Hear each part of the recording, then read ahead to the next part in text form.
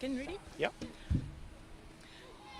Good morning and welcome to Irene Cricket Club on this wonderful warm day. A little bit overcast here, but this is the second warm-up match for the first 50 over 1. My name is Sean Mans and I'm here with Ken Borland. Good morning, Ken. Morning, Sean, and how good it is to be at this beautiful ground. Opening the batting with that first shot, we've got Sophia Smale, and on the other end, Amara Carr is opening the batting with her, and opening the bowling is Gandhi Jafta. And what a good start here once again by the Fidelity Titans. I suspect, Sean, we're going to see a lot of spin again today. The Titans used 4 spin bowlers yesterday in their exciting victory over the GCT Invitation 11. Gandhi Jafta 4 overs, 1 for 15 in that game. And she's bowling as tight as ever, and that gets the GCT International 11 that gets their innings to a start. The first runs for Sophia Smale. She came out for a duck yesterday, but the conditions were a little bit different than they are today. I think she's forewarned today. Yesterday really caught by surprise by just how slow this pitch was. Understandable given all the rain we've had in Gauteng, and I think we're expecting it to be slow again today, but hopefully a little quicker than yesterday. A little bit of turn on offer, a little bit of bounce. I guess that's what we can expect this morning. The key will be for these two just to build a partnership. Amara Carr was key to getting the International 11 to a defendable total. Gandhi bowling as tight as ever, and that is the end of the first over. Scores 1 for 1. Ken, these two, I think, looking a lot more comfortable after, I would say, a mixed bag yesterday in the top order. Yeah, well, I wonder where they've been doing their pre-season training. Both of them, of course, play for Essex, and Essex over here in South Africa on a pre-season camp. Perhaps a lot of indoor work on pitches that are quite quick, maybe AstroTurf, that sort of thing. And so to come here where the conditions really are very slow, the pitch still a little bit soft today, well shaved though. Okay, so, and now we've got her opening partner is also an international, Sune Wittmann from Namibia. Seems they've done a little bit of a mix of the teams to, as I say, give everybody a chance to bowl against the best experience, get as much opportunity out in the field. Not a bad option, especially now early in the morning. Yeah, you imagine that there will be a bit on offer for the seamers this morning. Overcast. There was a bit of swing away, just started it too wide, did Wittmann. I think that's something that she needs to work on. Yesterday, in the T20, they took full advantage of the width she had on offer. A little bit expensive in that regard. Gave away too many runs, so she'll be hoping to just correct that, get a little bit straighter, and put the batters under pressure.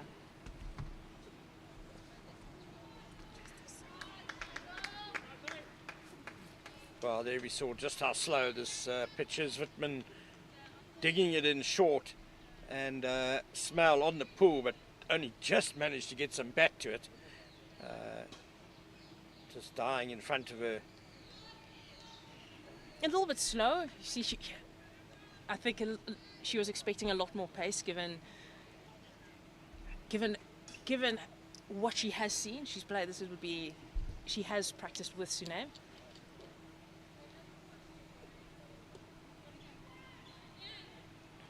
And Sune is showing there's a lot more bounce on offer. Today, I think, will be a day where all the bowlers will have something on offer.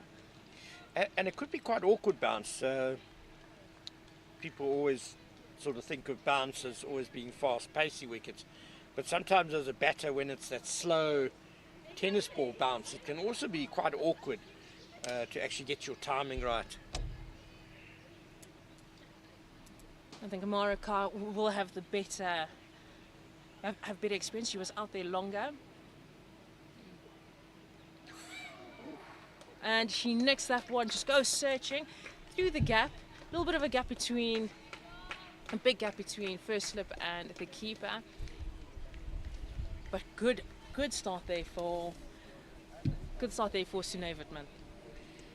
Yeah, unfortunately the edge not carrying to wicketkeeper Tebogo Mosheke. Good effort by her though, and looks like she's given herself a foot or two closer to the stumps. Marika chasing that one. I wouldn't say that was the best shot, especially this early into her innings. I would almost think just leave it. There's a lot of time, 300 balls, and Sune has, with experience with Northwest, hasn't played too many one-day matches. So this will also be a test of patience for her. Does she over-attack? Does she just keep holding that line and length where she's a little bit more, or keep her a little bit more quiet? Short there, that's gone past between mid-wicket and mid-on, and that is the first boundary of the over. Welcome runs for Sophia Smell. A very exciting young player she is. Yeah, she was impressive with the ball yesterday. We spoke about her getting out first ball with the bat, but that was a bit unfortunate.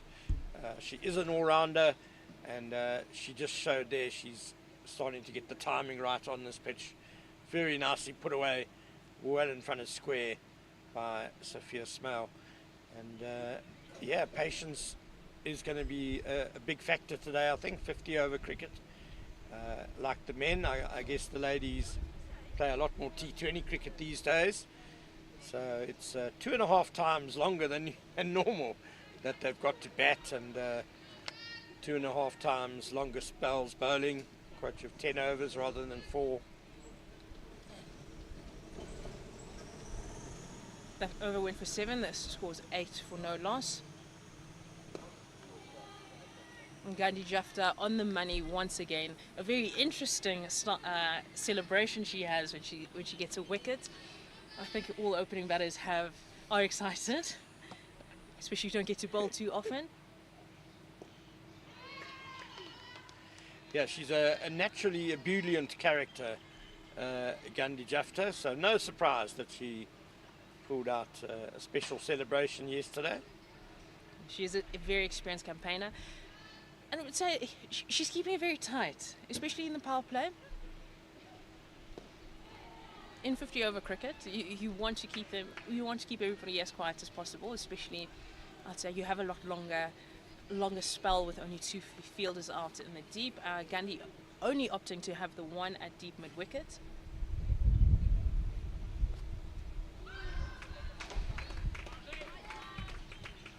And that's Amara Carr being very inventive, possibly to force the field change. There is nobody there at 45, so I'd say just giving Jafta something to think about.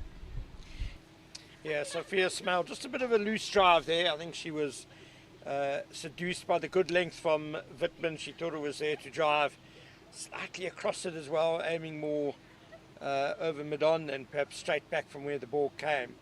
And through the gate, Wittmann, and a very good start for the Fidelity Titans. Early wicket in the 3rd over, and the dangerous Sophia Smell departs for 6.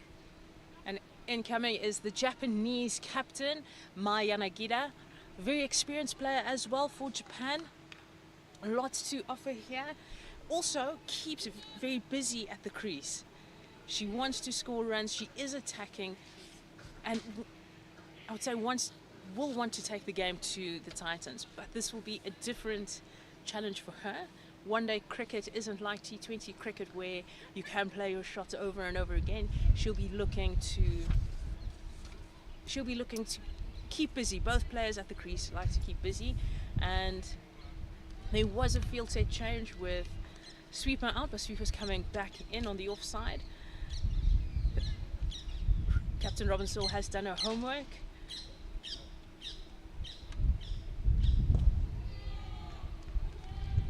Yeah, Mai Yanagida, the Japanese national captain, was the player of the year last year. Made 12 yesterday. Got a little bit stuck, 30 deliveries for those 12 runs. And I just wonder if maybe one day cricket might be more comfortable for her, just in terms of her having a bit more time to really build a substantial innings. And that is the first extra of the game. A wide ball, wide delivery. I think this is also something that in yesterday's game Sune will be very wary of, just giving away too many extras. 19 wides were bowled by the internationals who Sune played for yesterday, so it will be something to think about, just because that was the difference. Extras was the difference.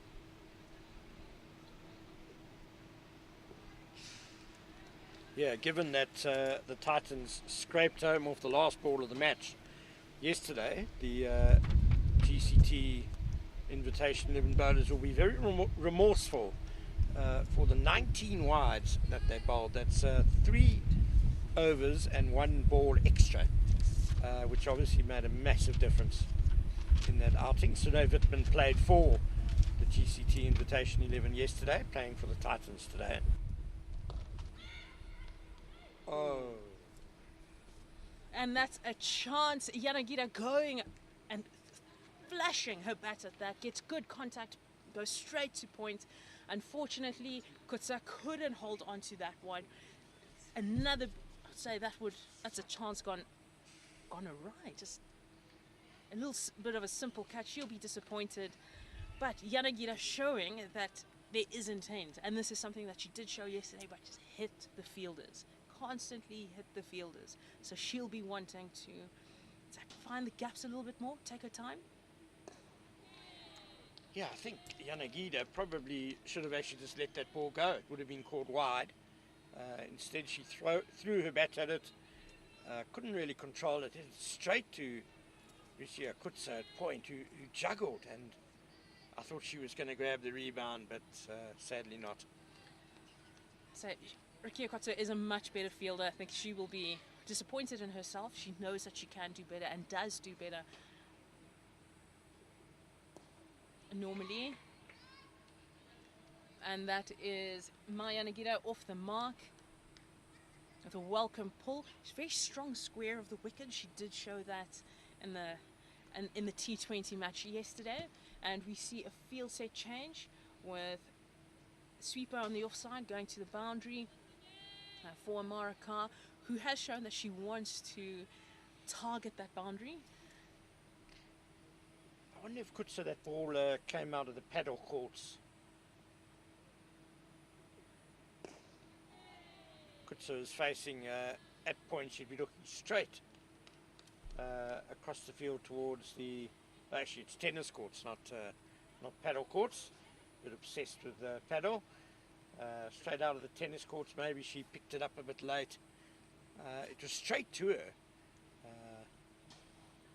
And almost seemed to take her by surprise a bit. Possibly, but as any cricketer, you don't ever want to make an excuse.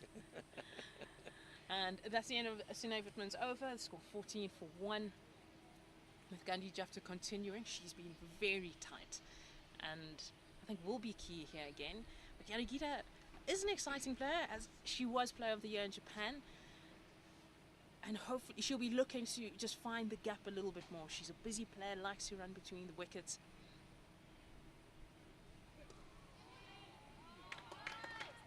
And manages to find the gap between or past point. Gets 2 runs, and that seems to be her game.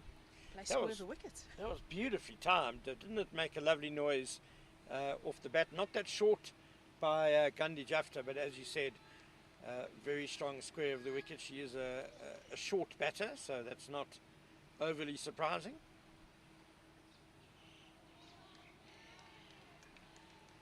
Good by Yanagita. That was a tempter, I think, from Gandhi Jafta. Really tossed up full outside off stump, and no thank you, says the Japanese captain.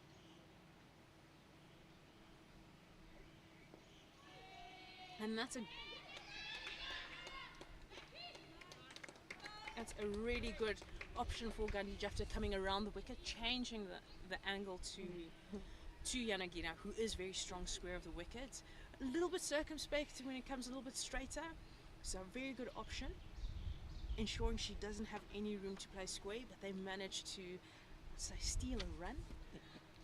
Good calling by Amara Carr there.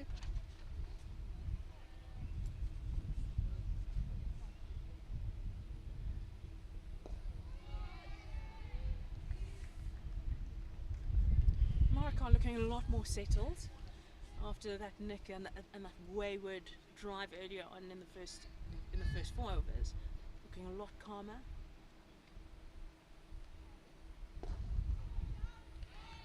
She's a very experienced player, 30 years old, and has represented Middlesex, Devon, London Spirit and the Manchester Originals in the 100. One of several players who have signed for Essex for the coming English season. 17 for 1. She has struggled a little bit with form, I'd say, not so much behind the stumps.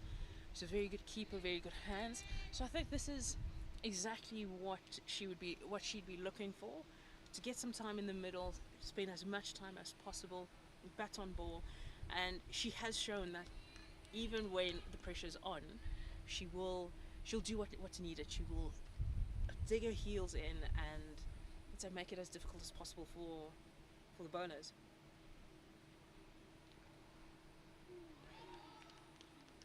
Yeah, she was looking good yesterday, Amara Carr, batting in a very difficult situation with the GCT Invitation 11 having crashed to 30 for 5. She made 15 of 22 balls. As I said, was looking comfortable at the crease. She would have been heartened by that. Take a little bit of confidence from yesterday.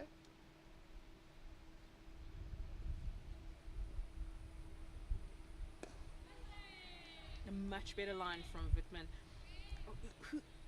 This is the area she would want to be looking to bowl a lot more consistently. We saw yesterday that was the area that got all the wickets for both teams, where they struggled to get the ball past the inner ring, and it forced the batters to try something to play calculated risk. But with wickets falling at regular intervals, it did make them a little bit doubtful of how much to commit.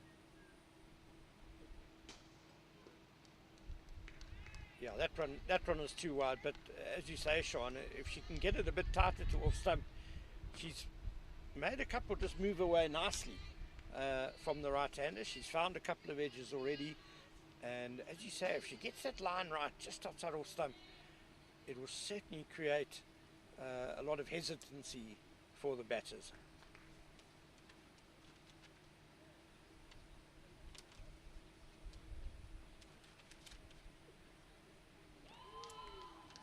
Yanagira not looking too comfortable with that length. A little bit shorter and she'd be able to free her arms, play the cut shot that she's desperately wanting to play. But that length, not sure whether to go back, not sure whether to come forward. So it's kind of in this no man's land. And just letting her bat just hang out there to dry. Yeah, I like that length, that previous delivery.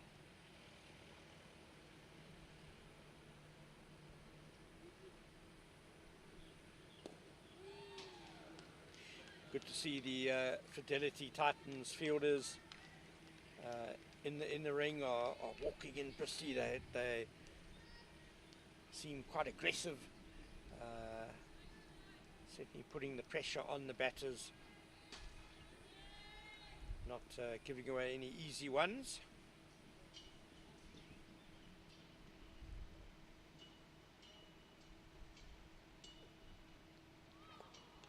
And there you have it, that edge that Wittmann was searching for, falls short of Katie Pry and the slips.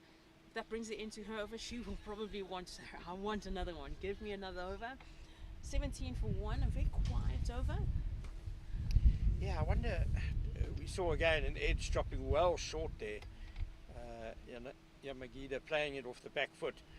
I wonder if Wittmann's going to get a a batter caught behind the wicket, she might have to pitch it up a little bit more, get them driving so that the ball carries. That last delivery of the over, just a fraction too short probably. Gandhi Jafta coming around the wicket to Amara Khan. Not a bad ploy here.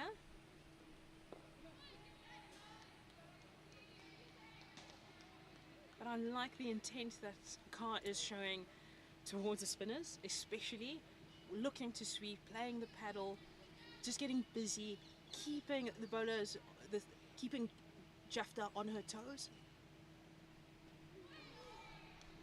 Yeah, you don't want Gandhi Jafta just to be able to settle from the golf course end there and just bowl, 6 overs for 12, 15 runs, something like that. You've got to try and put some pressure on her.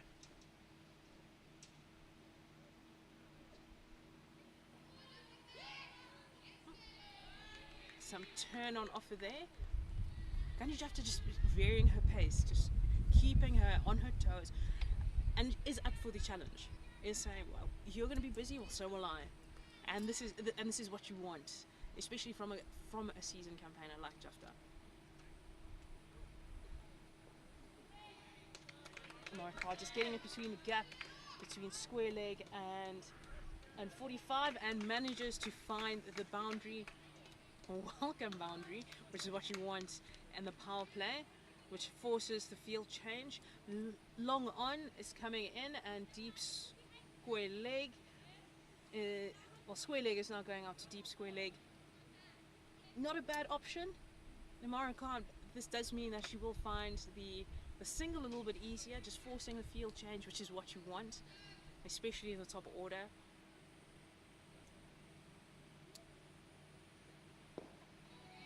In the power play, you want the bowler to move the few fielders that you can move into areas where you can get the easy single.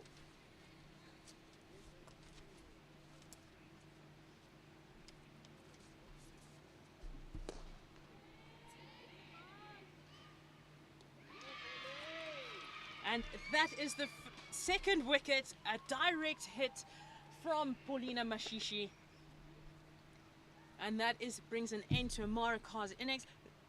Hit it a little bit too hard. I do not think there was a run there. She will be disappointed with herself, especially given this format of the match. Yeah, I think as she hit it and set off, Amara Khan knew she had to push it. It looked dodgy from the get-go. But really good fielding by Paulina Mashishi. Gathered the ball cleanly, it hopped up nicely for her, and very accurate throw, got rid of it quickly. And Cara, I think a dive might have been able to save her, in fact, but there's no doubt that bat was still in the air when the ball hit the stumps, and that's a pity for Amara Cara, because she was involved in what was a really interesting battle, I felt, with Gandhi Jafta. And I guess we also have to give a bit of credit to the bowler for that run out, keeping Carr quieter than she would have liked, and the batter eventually feeling the need to take a risky single. Now, Gandhi Jafta is very much part of that wicket. Lots of dot balls, which is what you want, and that wicket, I'd say, is definitely a team wicket. But the incoming batter is Flo Miller, also an Essex player. Very good fielder, very busy. Will look to put the bowlers under pressure. That was the end of the 7th over. He's got Sinead Wittmann back into the attack, and Flo Miller will be facing her first ball. Yeah, just 20 years old, Florence Miller. Turns 21 in February, so I'm sure she's looking forward to that.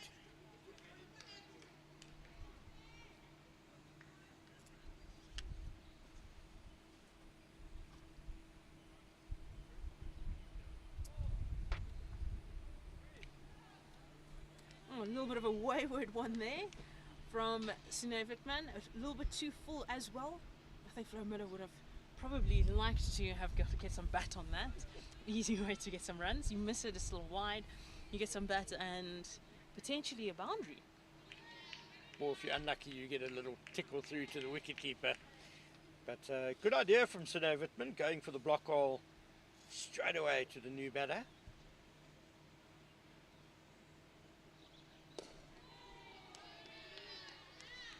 And there you have it. A good length, good line, and Flo Miller up to the task. Just an easy defensive shot there. Flo Miller is in the T20 game, is known as being a good finisher. Also can hit a very long ball, especially onto the leg side. So it'll be interesting. And I think she's in a little bit earlier than she would have liked, especially so in this match.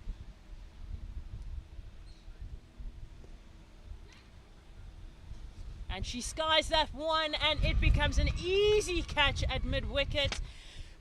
Florence Miller doesn't trouble the scorers too much, and she goes out without scoring after 2 balls. She'll be disappointed with herself. That was a short ball, did deserve the treatment, but just didn't get into the best position.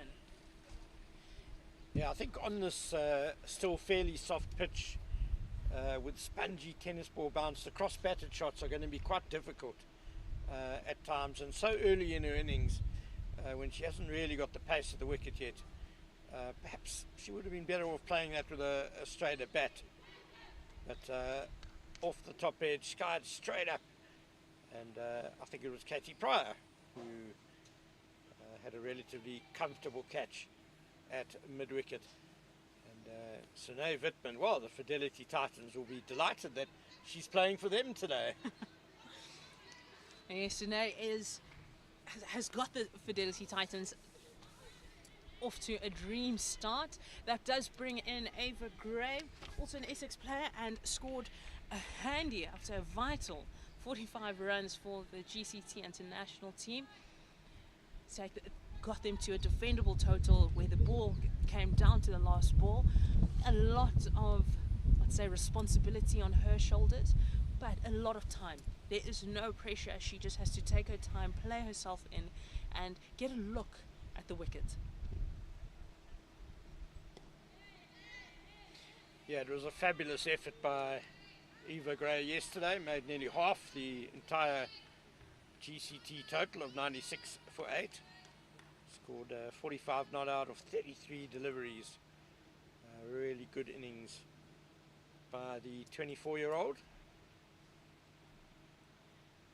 So Eva Gray showed her intent right from the beginning. If it was in her zone to attack, she did. She didn't waste any time. She didn't waste any time looking at, I'd say, waiting for any bad deliveries.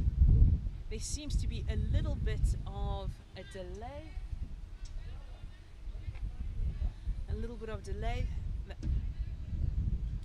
Umpires are coming off the field.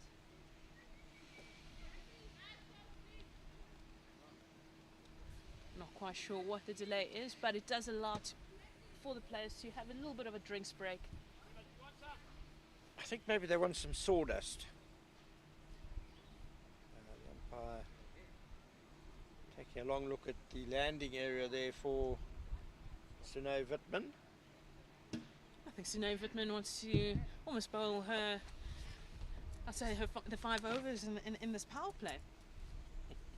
Keep the pressure on, potentially get a 3rd wicket before the power play is done. Why not? Things are going well. I'm sure she's able to bowl a 5-over spell.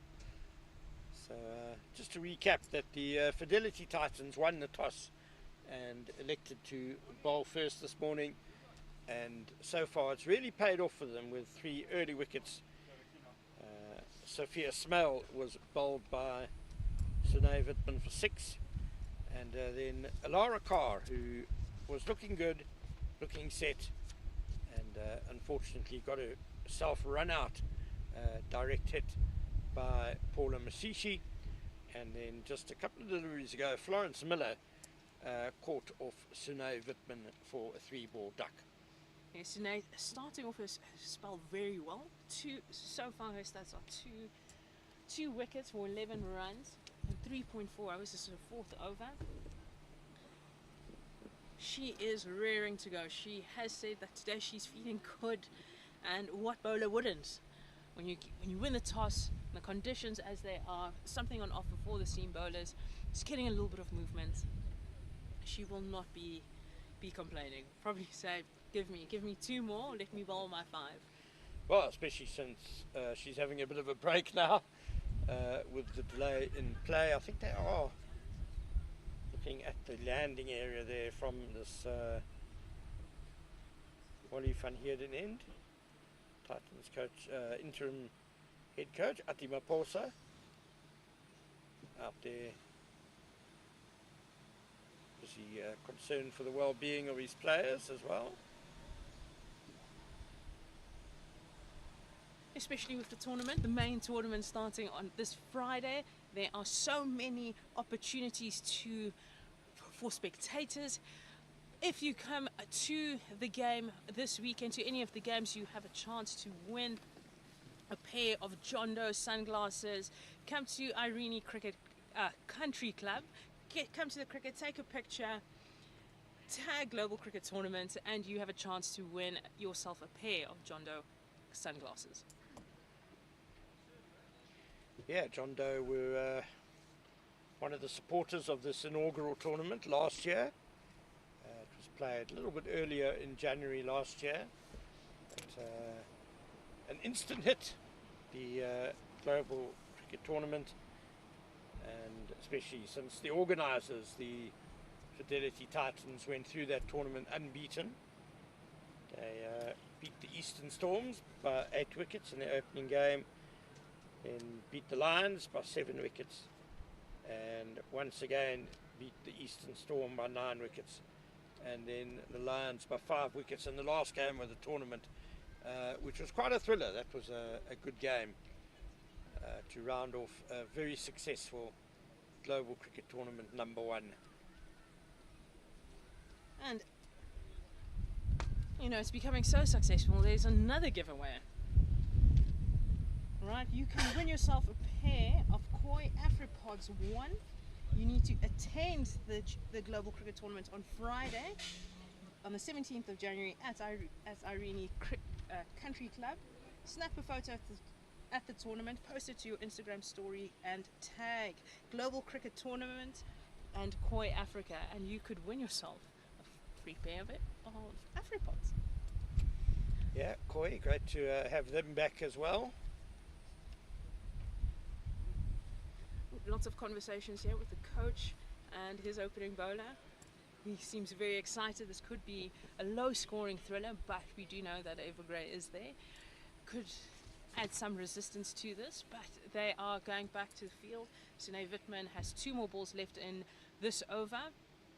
We'll be hoping to cut Evergrey's innings short. Still has a very attacking field. Just testing out the sawdust. We don't want any of the players to get injured, especially before the big show this weekend. Yeah, yesterday was pretty low scoring, 96 for 8, played 97 for 6. I was expecting scoring to be a little bit easier today, but the Fidelity Titans haven't made such a good start with the ball. They've got this GCT 11 batting order under pressure now. Right, and Sine has now taken out square leg and has added a gully for Evergrey.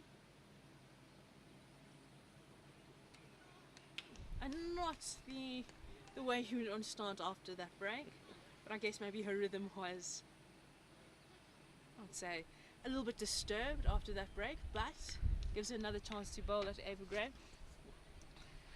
So given that the run rates yesterday in the T20 game were just below 5 to the over, Sean, what do you think is a reasonable total in this 50 over match? Say 150, 170? I think 170 could be the difference, but with the skies clearing up, it will get easier to bat on. Ooh. And Evergrey gets a full toss and sends it to the fence. as simple as you like, and that is her off the mark.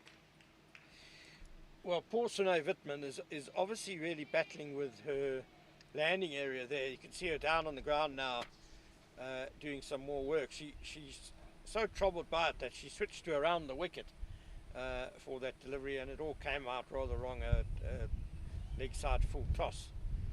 This is most unfortunate because Wittmann's really bowling well from this Wally van Heerden end. You know, she wouldn't want to change ends.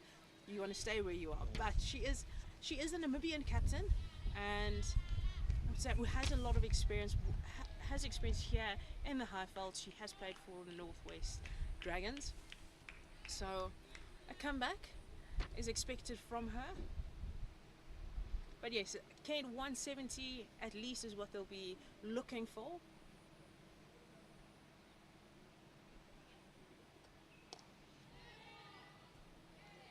That will be the minimum total, but a misfield has meant that that is a single for Gray. One ball left in the over, and that brings Mayanagida back on strike. Kane, the key here will be, as the skies get clearer, bat as long as you can. Just get through early on, especially here in the Highveld. It is a bowler's paradise, especially with the conditions as they are. Right, don't play too many expensive shots early on, except if it's in your zone, and then capitalize later. Capitalize in the middle period when it gets warmer. Today promises to be a really warm day, so that's the time to capitalize. Yeah, for sure. You 3 wickets down already. You don't want to really go 4 down in the power play. There's a long time to bat out there, and as you said, Sean, things should get easier. And the GCT 11 do bat quite deep. Alicia Rudolph's a very useful batter, and she's slated to come in at number 8. It seems her and Sunay Wittmann have done a bit of a swap. Alicia Rudolph, of course, a Titans representative. I think it just adds, that extra spinner that the international team didn't have yesterday. Yeah, Kate Kopak is meant to come in at number 10, and she certainly thinks of herself as an all-rounder. Ken, I'm an opening batter, and I still think I'm an all-rounder, despite anybody else's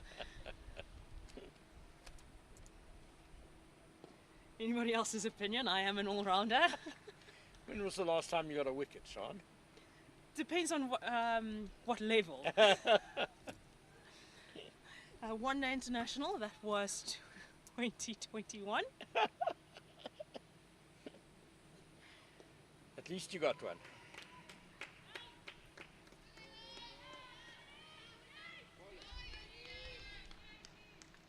Yes, easy single there. Evergrey wanting to go back on strike, scores many runs. But yes, Kane, one day international, and my wicket was a genuine one. I got Nida Dar.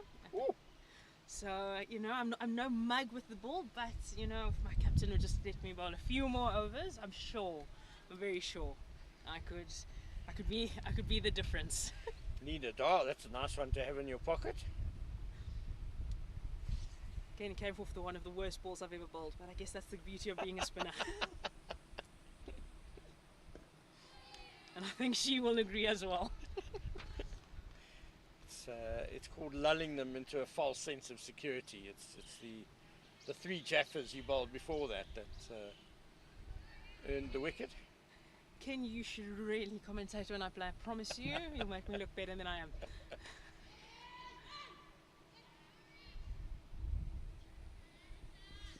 And that's another single. It's behind point.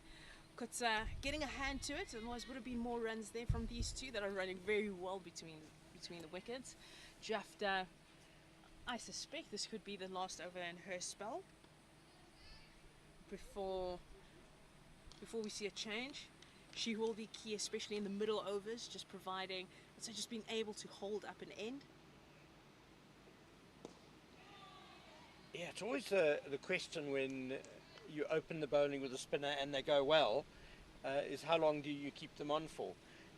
Conditions this morning are also seam friendly, and there's Paulina Mashishi, who bowled very well yesterday, 3 overs, 2 for 7. Still to bowl this morning. It does look as if it's clearing a little bit more blue sky above us now, but that'll be an interesting question for Captain Robin Searle. And the first change, Paulina Mashishi coming into the attack.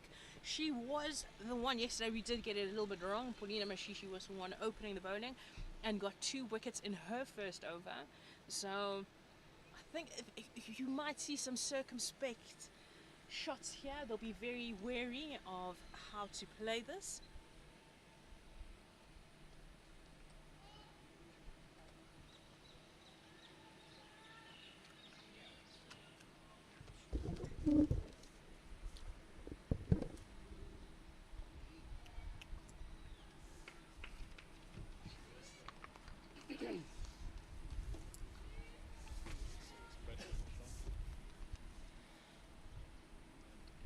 And it's a very good morning to Tapelo Dittler, who is joining me. As Paulina Mashishi. Nicely flighted first delivery there.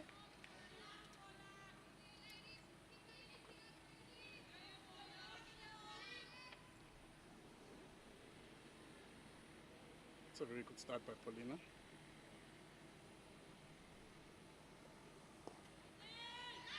Lovely flight on that one, but straight to mid-wicket. Yeah, Tapelo, and I think a good start by the Titans in general this morning. Yeah, Ken. They seem to be on the driver's seat this morning.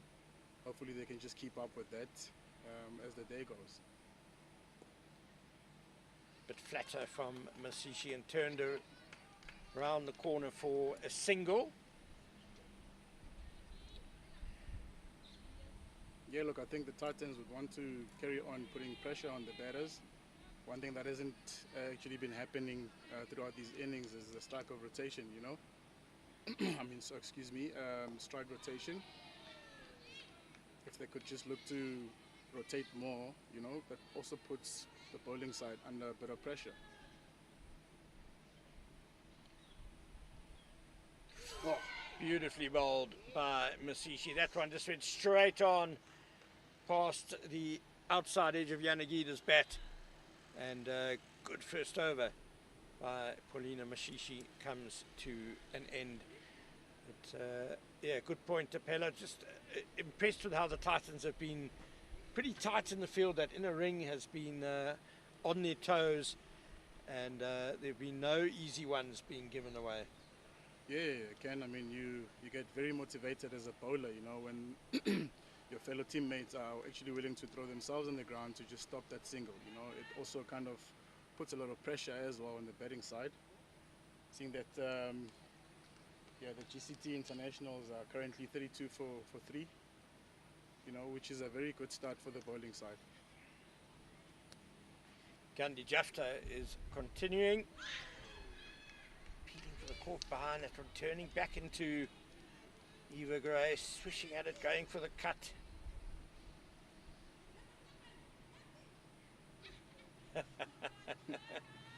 Nothing, asks Gandhi Jafta.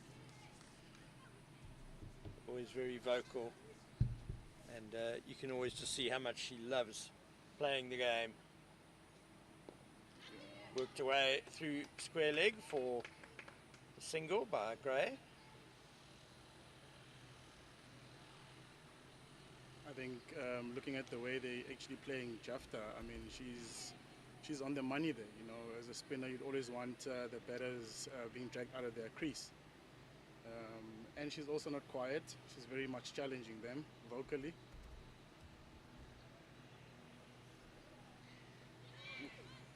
It's flatter, and Yanagida misses the pull, and it's a wide as well. Would have missed out there, Yanagida. No one on the boundary behind square on the leg side. Yeah, you should look at cashing in on those ones. Very good work from the keeper there at the Wucho.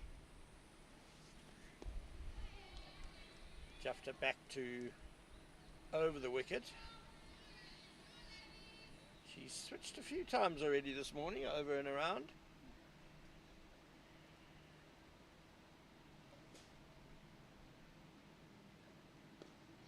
Yeah, she's trying to play around with the batter's mind.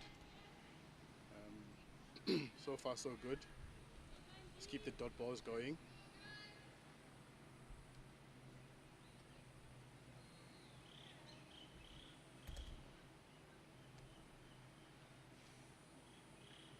So he's bowled her much slower from Gandhi Jafta.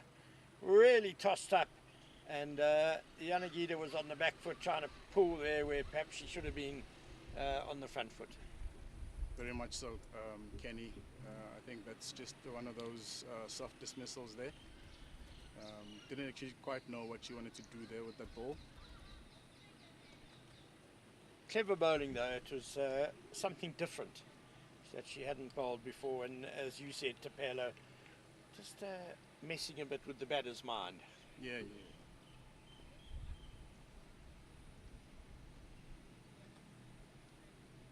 Yeah, the GCT internationals lose another wicket, which puts them in a very back foot of the game. They're currently on 34 for 4. Titans again seeming to be in the driver's seat, taking very much control of this game. And when you're in such positions, Ken, you want to wrap up as quickly as possible, not giving them any room to quite settle. Yeah, I like the way that there's been no loosening of the pressure from the Titans. That inner ring is well stocked, no easy ones, and just the suffocation has led to a couple of fairly loose strokes really by the GCT batters.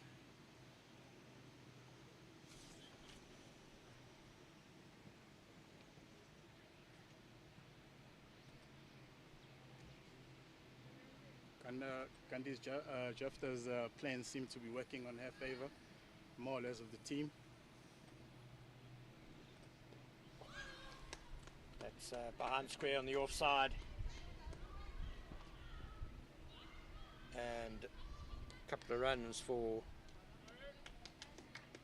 Havna Yanagida to get off the mark. She'll be happy with that.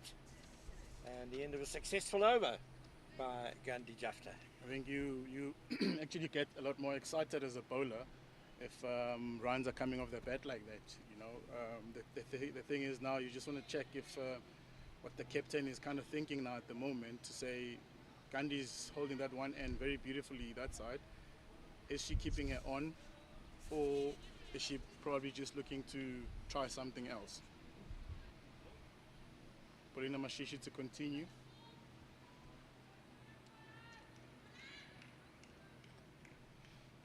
She bowled a very good first over. Get away through mid-on, but good fielding by Sinead Wittman, quickly across to keep that to just a single. Flight was very inviting there, Kenny. You could just see that the batter's looking to literally just get underneath the ball, yeah? Yeah, I think the batter thought she might have got a boundary there through mid-on, but smart work by Wittman. It was well struck by Gray. I beg your pardon, by Yanagida. Gray on strike now.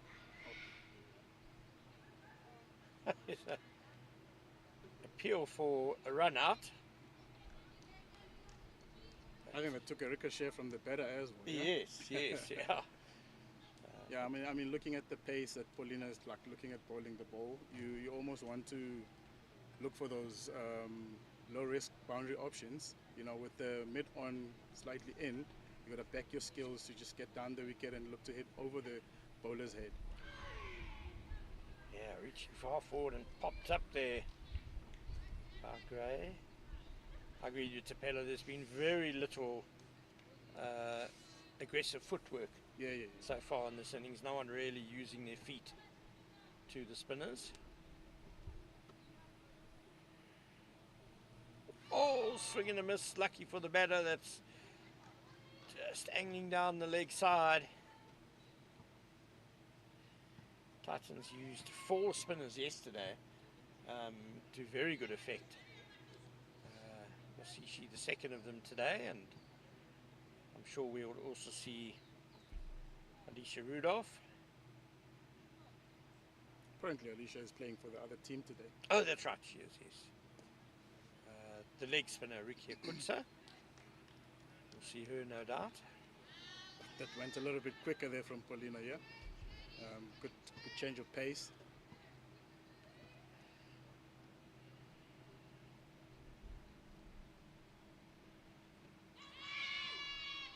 Half-hearted appeal as she's playing around the front pad at the end of another very tidy over from Paulina Mashishi, who I know Gandhi Jafta opened the bowling and did a very good job, but Mashishi is very much the Fidelity Titans' #1 spinner.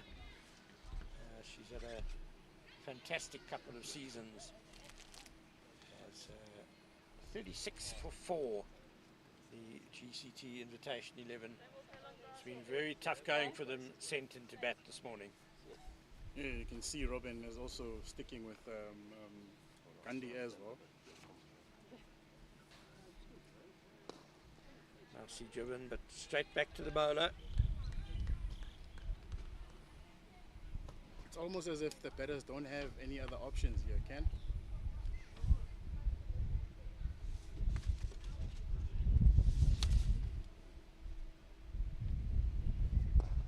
There we go.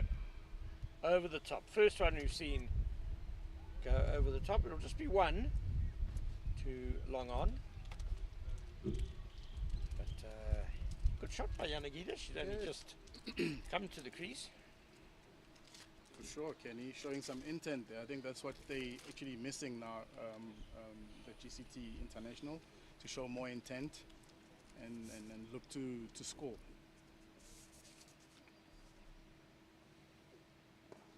Uppish.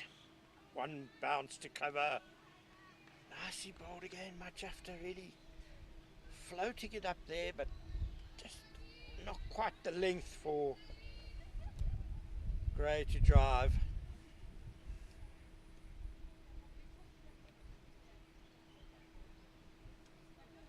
Oh, floated in the air. Very slow and very tossed up, and just chipped over the top for 1 by Eva Gray.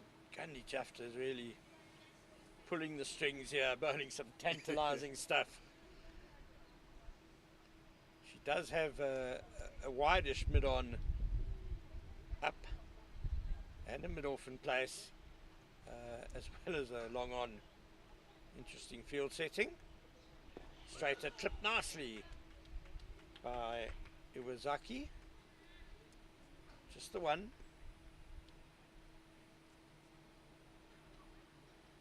I mean, you just got to give praise to Gandhi's thought process here as she's taking over this over. You know, the change of pace, you know, asking batters to do something each and every ball. Around the wicket again. And one senses that Eva Gray's eyes lit up. She wanted to hit it over the top again, but it was in the block hole. And another very impressive over from Gandhi Jafta. All those changes in line and pace, and her control doesn't suffer. I mean, everything is still very accurate. Very much so, Kenny. Bowling to her field, very confident there on the crease. Not trying to do too many things. So 39 for 4 after 13 overs.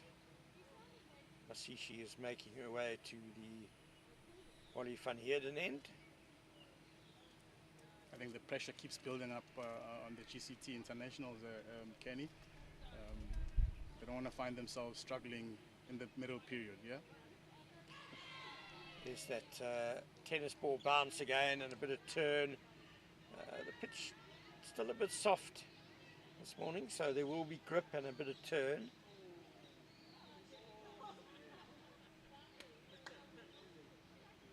Oh, big swing. LBW appeal.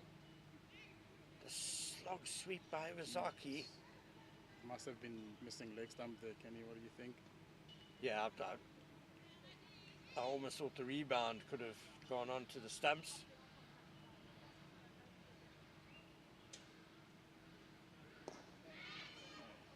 Fitman in play again. It's a well-judged single. Just to go back to your point, Tapela, I do think since Haruna Iwasaki has come on, there does seem to be a little bit more intent in terms of getting the ones at least.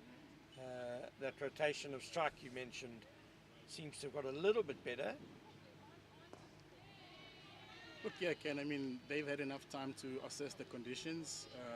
This is where now they get to also challenge themselves and think out of the box, you know, because at this stage, everything just seems one-dimensional. Well flighted and nearly snuck through by Masishi. That is fabulous bowling. And Eva Gray just got the bat down in time. Very inviting, that is, yeah? That's good thinking by Paulina, yeah. Tossed it up well above the eye line and then just dropped it into the block hole. Lovely bowling by Paulina Mashishi. Flatter that time.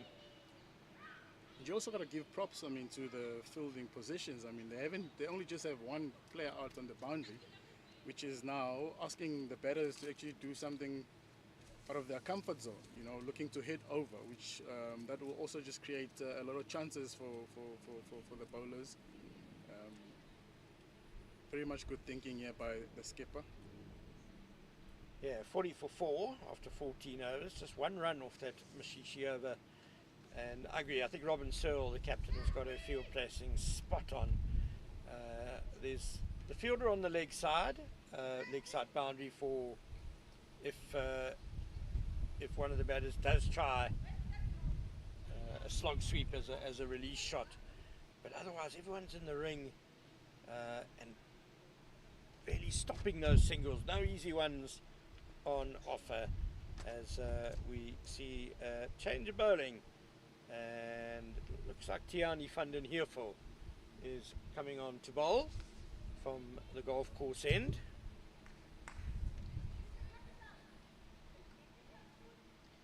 Candy Jufta has made her way to the third man boundary. She was getting a bit of assistance from the medical staff, but I think she's going to stay there. So a few more fielders outside the ring now as Van den Heerful starts with a full toss, and unfortunately there's no one on the square leg boundary, and it's put away for 4 by Iwasaki. You can see that's a bit of a loosener there from the bowler, Ken. You wouldn't want to release that much pressure after the last couple of overs dealt so much pressure from the batting side. Let's just hope Tian just comes back at it and gives us a better one in the second one. Yeah, not the start she would have wanted. That's better, and good comeback. Yeah, jamming a bat down on it. I think the bowler would have noted quite a big gate there between bat and pad.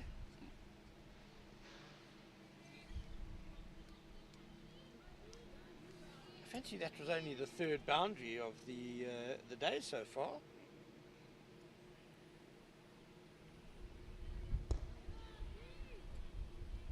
Just much better there.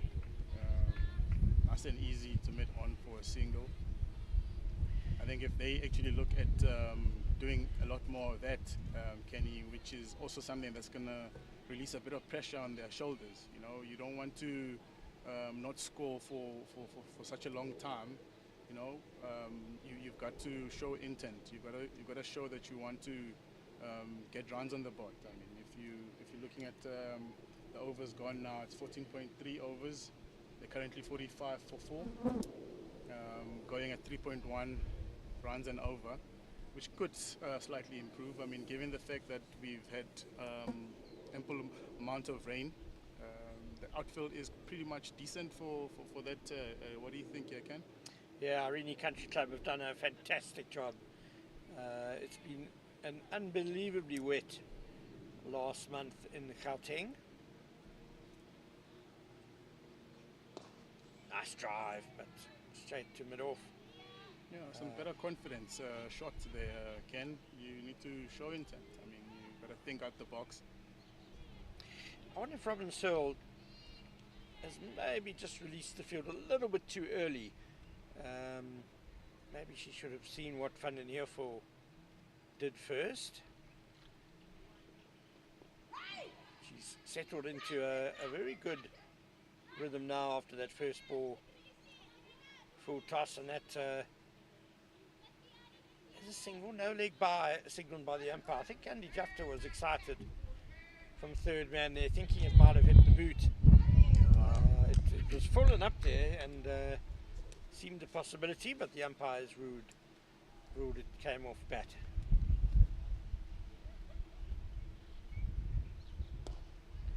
Across the line through mid-wicket. There's that intent you were talking about, Tapela, just a single. Yeah, though they've still got to keep on to the basics. I mean, you can't literally just fetch something that's all the way outside off stump and look to hit it on the square leg. So you still got to hold on to your positions, you know, keep that head still, wait for the ball, look to play as late as possible, because it's not coming onto the bat as much as they want it to come. Yeah, Ken? Yeah, slow pitch, and that's 7 runs.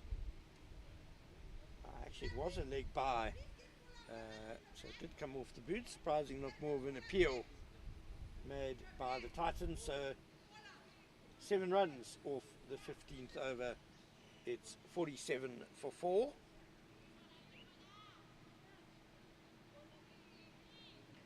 Ashishi to continue to Haruna Iwasaki.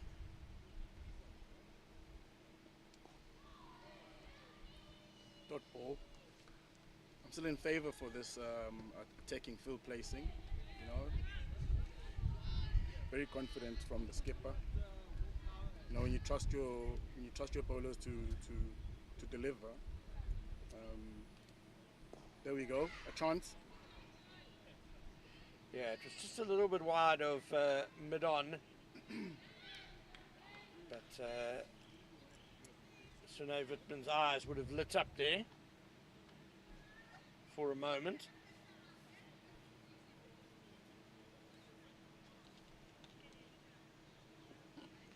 Shishi now around the wicket to Gray, nicely driven, lovely shot. She's got it between extra cover and middle. Van der Skyf does the fielding, and they threw for a couple. The outfield is in very good condition, but it will be a little bit heavy still after all the rain we've had. And you see how much that also kind of keeps the bowler thinking. I mean, you want to take the pressure back to the bowler. It mustn't be one way. Good intent there. And 50 up for the GCT Invitation 11. It's been hard work for them, sent into bat with pretty much everything in favour of the bowlers this morning. Great Back shot. over the head, Great lovely shot, shot by Ava Gray. And that's probably the shot of the day so far. Lovely boundary. Ava Gray, of course, coming into this match today with great confidence, having batted so well yesterday, scoring 45 not out off just 33 balls out of a total of 96. Literally can't falter that, Ken. That was exactly what we were discussing a bit earlier on. Very good shot, that.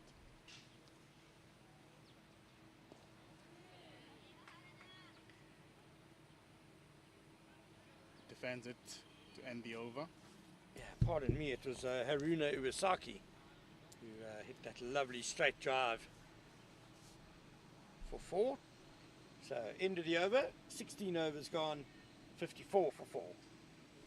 Ava looks to have settled now, picking up on the run rate. I think she's actually getting a bit more confident as the overs go. So just look to take it deep and look to rotate more. Take those low-risk boundary options. But you always want to need some support on the other side, you know, Ken? The non-striker Haruna needs to play a very supportive role to Ava. Van den Heuvel continues, and that's very nicely driven by Evergrey. They'll come back for two. Nicely placed as well. It's good running between the wickets there. Placed it nicely in the gap. And good communication as well, Ken. Yeah, I just wonder if it's too easy to get the ones through mid-on at the moment. Yeah, you see square leg is now coming across. Just all boils down to the batter just waiting a bit more longer for the ball. You know, she's not fetching it from outside, letting the ball come onto her.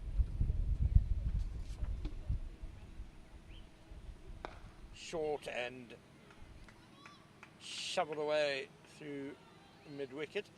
Yeah, I prefer the straighter fielder because now to hit the gap, the batter's got to play more across the line, more square.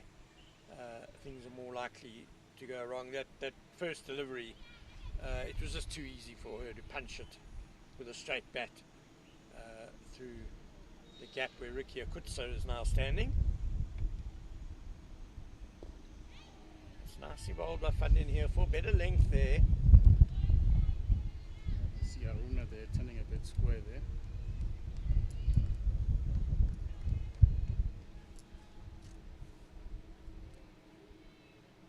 Look, the sun's coming out here, Kenny.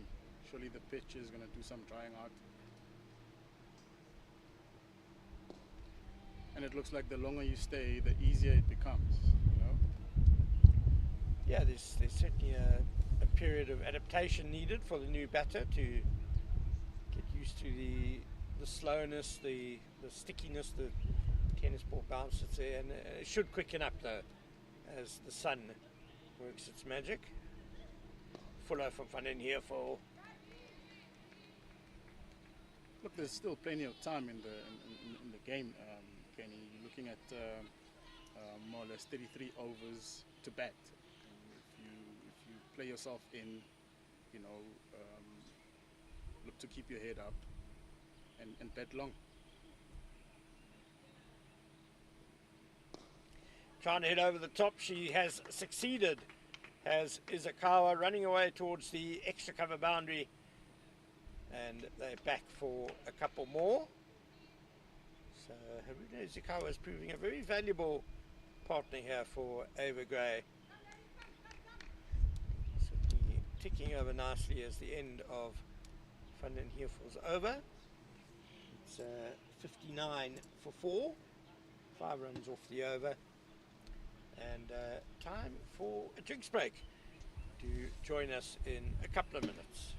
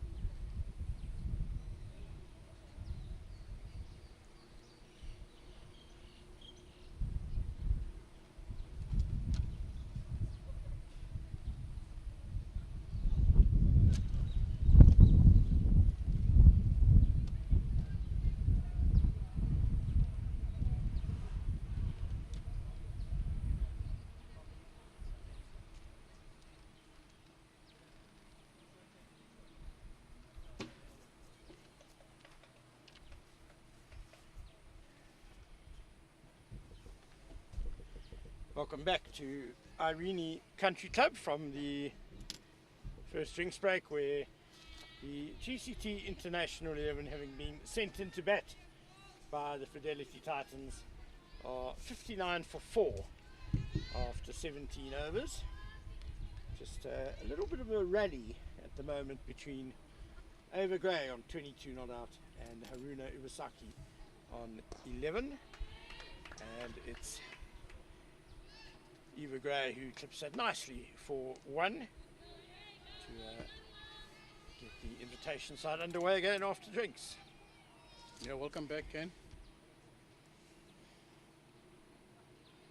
Paulina Mashishi still sticking to the same field placing. Comes across as if the plan hasn't changed.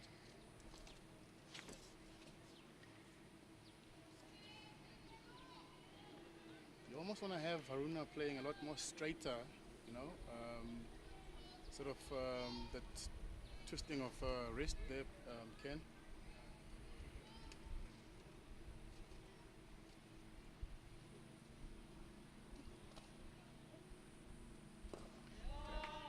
Hoiked away over wide mid-wicket. Wittmann does the fielding at cow corner, and just a couple. Does seem like the drinks break kind of worked. You can just literally tell that the coach has given out some information there. You know, there's much more intent. They're looking to score.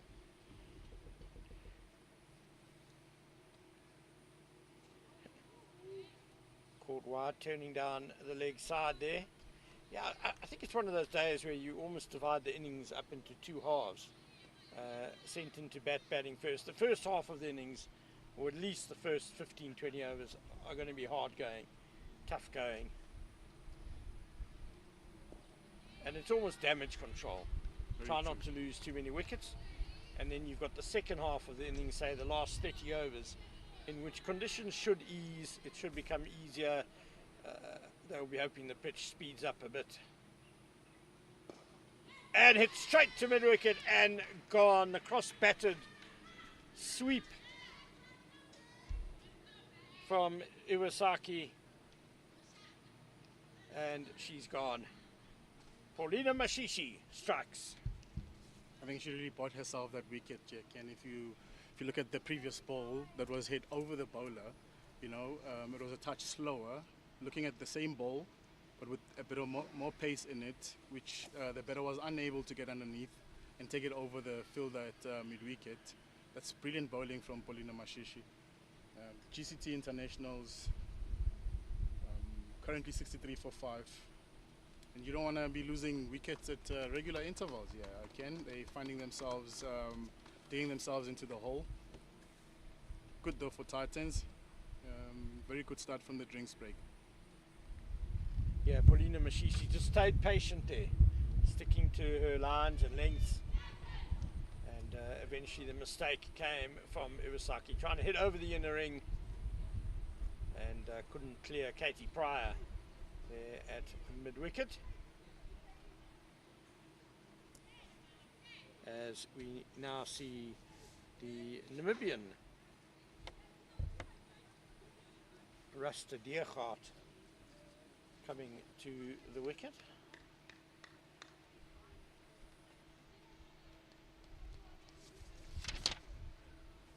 Not easy to come onto the crease when the team is 5 down with only 63 runs on the board.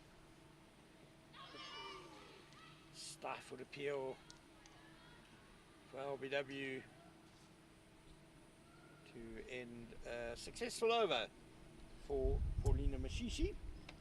The wicket, and just 4 runs off it. 63 for 5, 18 gone.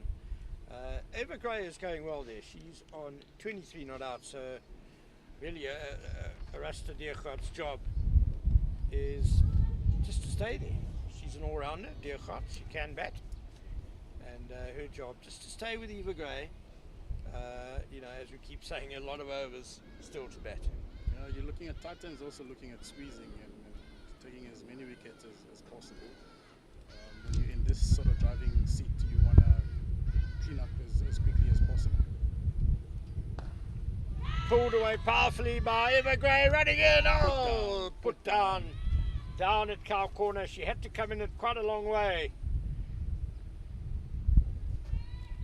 Did Amokolang Mapangula. She's a very good fielder, but she had to run in a long way, and with the head coming up and down, she got under it well, but then it just bounced out. Life for Ava Gray on 22. Yeah, that chance going down there, Kenny.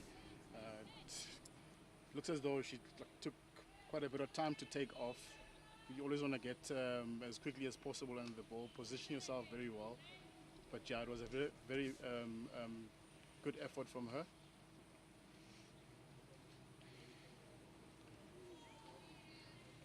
And talking about that, I mean, there's this catch that she took in one of the Pro Series 50 over games. I think they were playing against Lions. That one-handed stunner of a catch. I think that's probably one of the best catches of the season. I mean, you were literally just expecting her to take that one for the team, yeah? Good by Van den Heerfer. Well, I can confidently say that Mapangula took the catch of last season as well. So she is a superb fielder, and just a bit too much for her to do on that catch, unfortunately. Yeah, and you also don't want to put down players like Ava Gray, you know. She gives you a chance. I mean, you can see she looks very much settled. A little bit surprised that there's still 3 fielders on the boundary for the new batter, Diergaard. I don't think Titans would be too happy if she got a little inside edge down to fine leg and an easy single, or next one down to third man for one. Probably prefer to see them up in the ring just for the start of her innings. And there we go, the edge. A short third man, that would have been straight down the throat of short third man. Yeah. Gandhi Jafta's on the boundary though, so Diergaard gets a lucky single to end the over. It's 64 for 5. 19 overs gone. Yeah, just as you mentioned, yeah, Kenny, sorry man, the awareness, I mean, you could just literally just hear the coach just shouting there on the sideline. I mean, to have a new batter coming in and you still have the same kind of field placing as to the in batter, it boils back to not being aware of what's going on in the field, yeah? Yeah, so Ricky Akutsa, the leg spinner, comes on to bowl. She bowled very well yesterday. 4 overs, 2 for 13. And we've seen spin be very effective so far in this innings, and now it's the challenge of wrist spin for initially Arasta Diergaard on strike.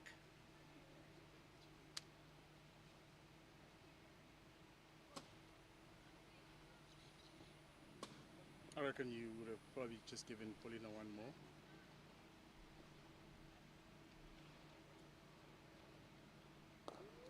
A little bit of turn there. It's good fielding by Amu there, throwing herself on the ground to stop that single. I wonder if maybe there'll be a change of ends for Paulina Mashishi perhaps.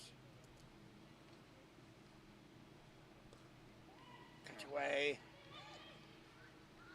Oh, good fielding.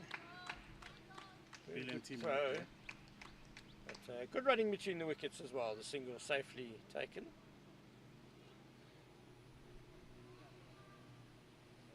Could see her not landing the balls where she would probably want to land them. You can see she's giving too much width on the offside. Players are able to play a little bit more free on the offside. If she could just bring it a little bit more tighter and make it difficult for them to rock back and look to punch through the offside. And I do suspect Kutsa might be bowling from the wrong end as well. It's a shorter boundary on the offside today. That's the direction she's turning the ball, and we've seen all the shots so far this over go on the offside. That's her best ball of the over so far. That's where you want it to bowl. Lovely flight and straighter line.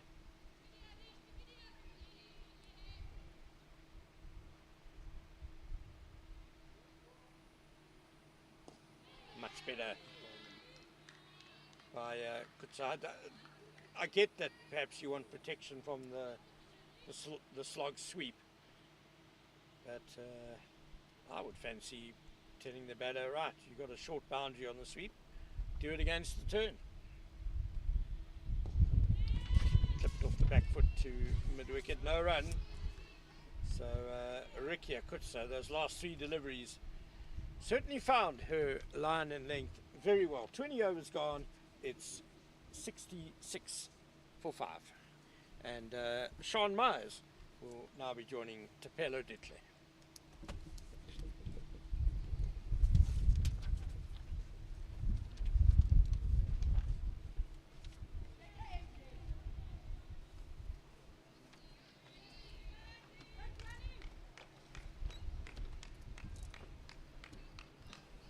What a stand Evergrey is having. Welcome back, Sean. Yeah, it's been nice to see her continue at the fine form that she's been in.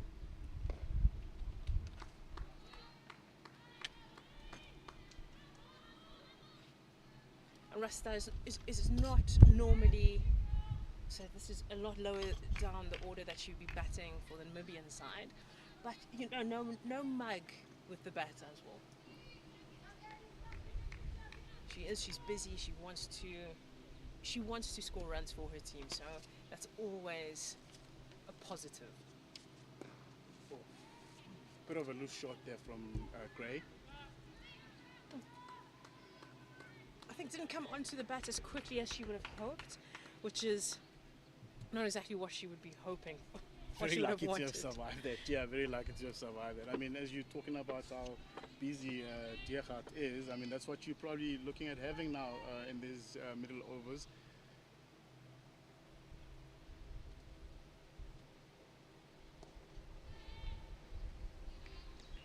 Doesn't look like the fielders have been troubled much. So if you looking to place the ball in the gaps and looking to run hard between the wickets, put some pressure on them, because they've been just having it easy throughout the morning.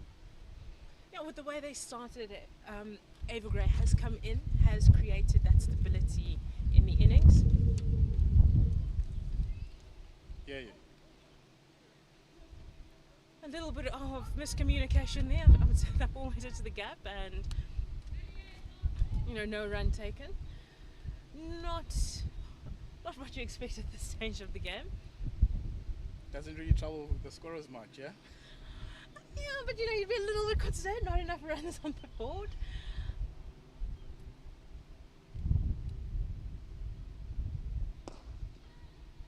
It's a very good shot that from Gray. I think she's the one that will actually put the team in a very good position should she look to bat longer. I mean, yes, the team is in trouble at the moment, but you're still having more or less 30 overs to bat. I mean, if you're looking at seeing through all those overs, bat till the end. I'm a big fan of taking it all the way to the end. And deep, Evergrey can bat deep. She's shown her class. That was just a check drive past Van der Heuvel, and Van der Heuvel coming back, just a simple dot ball. Evergrey is still there. That's the end of the over. 73 for 5 after 21, and no complaints. The big question now will be what with the ball turning away from her. She did bat deep yesterday in the T20, scored a big percentage of the runs. Now the plan would be, how deep can these two take it? It'll be interesting to see, Shanae. Looks like they are actually kind of gaining that momentum, given the fact that the previous over just went for 7 runs, picking up the run rate. Before they went for drinks, they were currently going at 3 runs and over. Now, see, the run rate is slightly gone up 3.5. So if this is what they're looking at doing each and every over, I mean, that would put them in a very good position. Ooh, did that carry? Doesn't seem to have carried, just dropped short in front of Robin Soul there at at extra cover. It's a little bit lucky for Dergaard.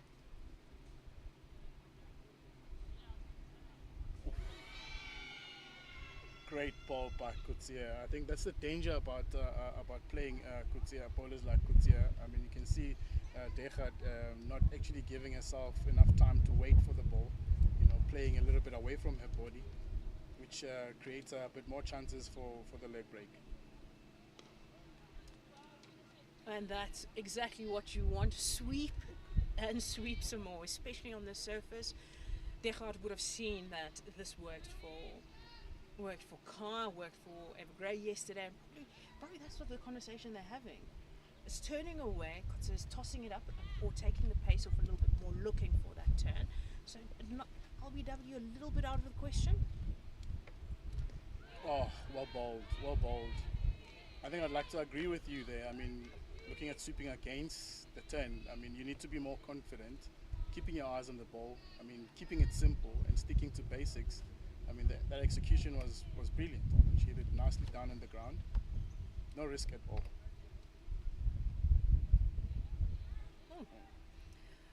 Little bit of distraction there. Some of the bugs flying, the insects flying around. But back to business.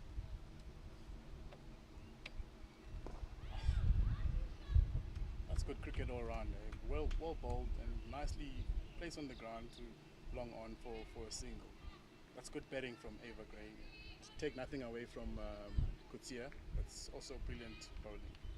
Yeah, she's just taking the pace off, especially in the longer format. Tosses it up and Dergaard over cover, but only for the single. Didn't get all of it, or not as much of it as she would have liked. But it's safe. Good way to rotate the strike, and that brings the over. Only 2 runs off it, but nobody will complaining. Kotze is, I'd say, is the more difficult bowler, turning it away compared to the other bowlers. A little bit more flight as well. A little bit harder to play, especially when you're trying to generate pace against somebody like her. Same thing for Paulina Mashishi, who's coming in now in the 23rd over. Alright, 22 overs gone, and score 76 for 5. Yeah. Look, I mean, with Dergaard, I mean, she would have noticed that everyone is in on the offside. I mean, though we're talking about low risk options. I mean, yes, it is a high risk, but there was no chance that she could have easily been caught. I mean, all you want to do is to connect that ball a bit well, and then be more confident in that stroke. I'm trying to forward it, but he doesn't want to, but you can just go to Yeah, it's just playing it, just placing it, looking to play that late cut. So anything one Dergaard has made it very clear that she will be playing through the offside.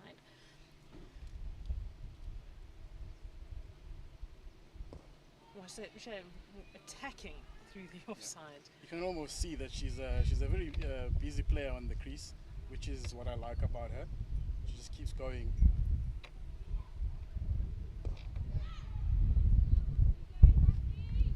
I think power generation will be the key for her.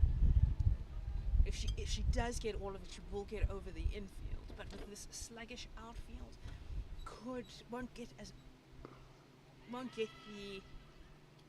the value for shots. But there you go, the slog sweep and into the gap.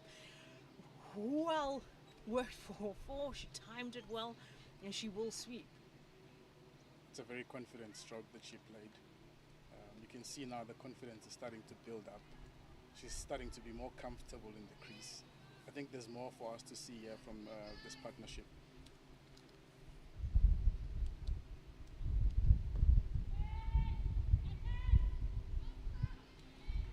And that's good calling, good running from these two. Yes, Dergaard has, I would say, with her experience as an international player, probably has played on many slow wickets, and on a slow wicket, if it's there to sweep, you must go for the sweep shot. You see that it's a very prevalent shot in women's cricket, especially against the spinners that are bowling tight. forces a change in line, sometimes a change in length as well, which is what you want to make things a lot easier to play. But also, the way she's playing does take a lot of pressure off Gray. Score is 81-5. Yeah, it's just very interesting to see how far deep they can take this partnership. I think this is a partnership that can rescue the GCT International. You gotta also give credit, I mean, to Gray's awareness. You know, how she has actually carried herself under pressure. Wickets falling on the other side.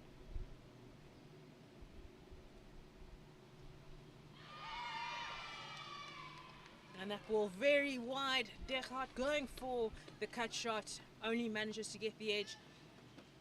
And she'll be disappointed with that because she could have left it alone. Lots of overs to bat, but that brings her innings to an end at 10 runs off 18 balls. The disappointment very clear. Reluctant to go, but she has to.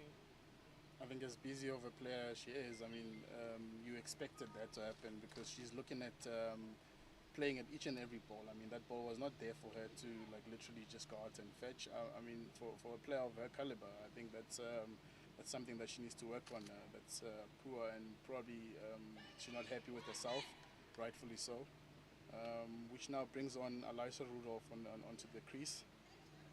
The big hitter, the finisher that she is known to be, has a lot of overs to bat. This could be an opportunity for her to show the depth that she has. Can she bat deep? Can she show a lot more patience to be able to bat deep? And I'd say take the game, an opportunity for her to score some big runs. She's playing for the internationals today, where she can feed off Ava Gray, who she played against yesterday, scored runs. Ava Gray was able to score runs, rotate the strike. So an opportunity for both of them.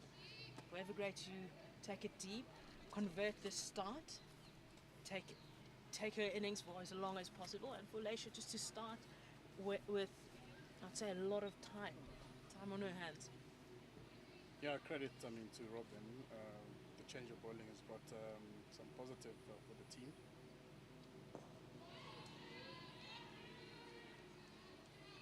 But yeah, as you're saying, Shane, I think Elisha Rudolph still has time to play herself in.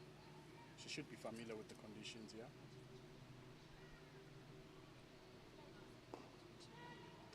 Great shot to get off the mark. Good, strong shot, showing the intent.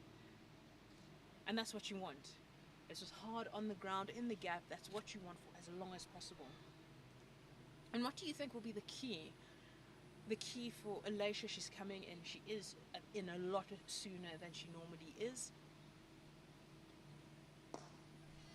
Look, like we said, I mean, you want to keep it simple. I mean, rotate a lot more, playing yourself in, taking advantage, obviously, of the bad ones. You still don't want to leave it entirely on Gray, which also can put a bit of pressure on her. So as you say, I mean, she's got some shots in the bag, which later, if she stays on, it can become a lot more easier for her to put some runs on the board for the team. That's true. And especially with somebody who tosses the ball up like Kotsa. Look, it's very inviting. Very dangerous call, that. Lucky to have made it there. Lucky to have made it. I think Elisha was a little bit on her heels there. You know, a little bit of hesitation, a stutter in her step. But, you know, I'd say there was enough room if she just took off, looked at her partner, I think easy single there. Yeah. It's the end of the 23rd over, 82 for 6. Look, the one thing that the GCT internationals don't want to do at this stage is to like panic. You know, you don't want to take unnecessary risk. I mean, that single on its own, it was a single, yeah, but I mean, you want to take less risk in this period and play as long as possible, given the wickets remaining. See the slip coming out for Eva Gray. She's going, Katie Prime from slip is going to 45. That's beautiful. That's beautiful. The That is intense, beautiful. the footwork, that is classic. You cannot ask for anything more than that, yeah? Very good. Good footwork, head in a good position. I like what we're seeing from Ava Gray. Yesterday we saw the power hitting, we saw her looking to get the boundary and over, especially at the back end of the innings. In the depth, that's what she was looking for, and here this is a masterclass in stroke play. Just absorbing the pressure and just doing what needs to be done for her team. Batting deep, if it's there for her, she will take the bowler on, and the pressure is back on. First ball boundary, no pressure now.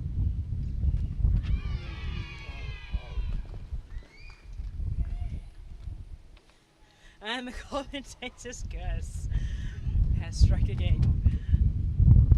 She will be disappointed with that one.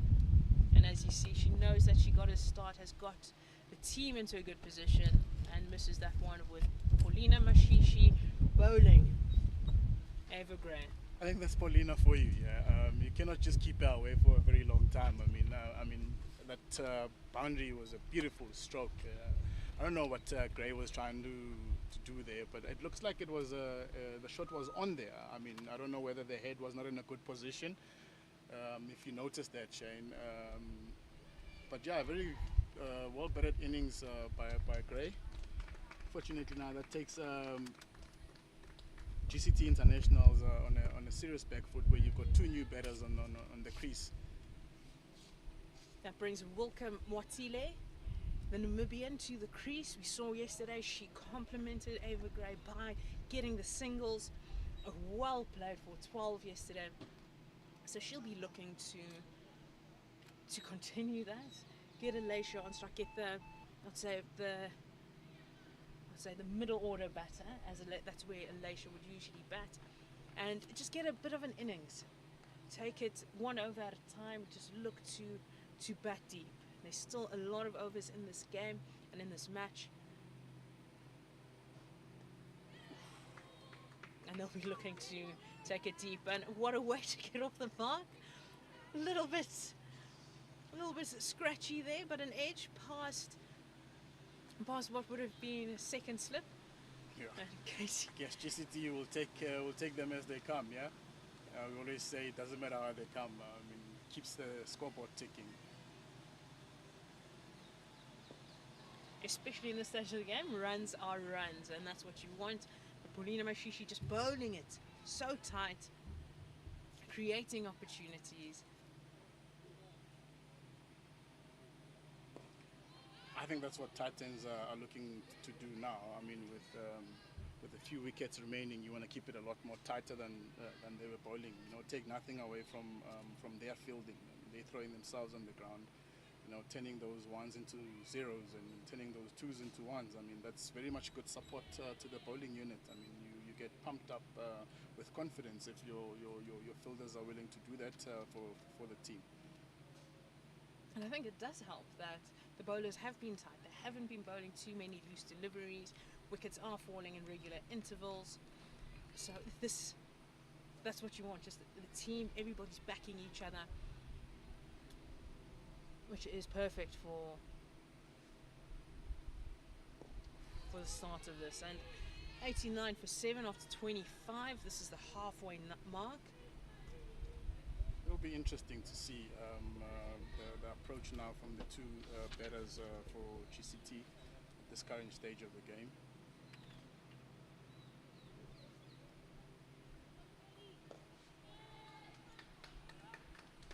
Through the covers for a single. I think that's not a bad option. Just play yourself in. The sweeper is on the boundary. Hit the sweeper, get the single. I think that's what they're looking for. Just get this easy single. Just keep knocking it around. Oh. See, they brought the sweeper back in just to put some pressure on Mwatile there, seeing that she just came onto the crease. I like that about the captain. I mean, that means she is kind of backing the bowler to actually keep it tight and get that wicket opportunity, you know. Because right now you're expecting a bit of loose shots coming from Mwatile, yeah.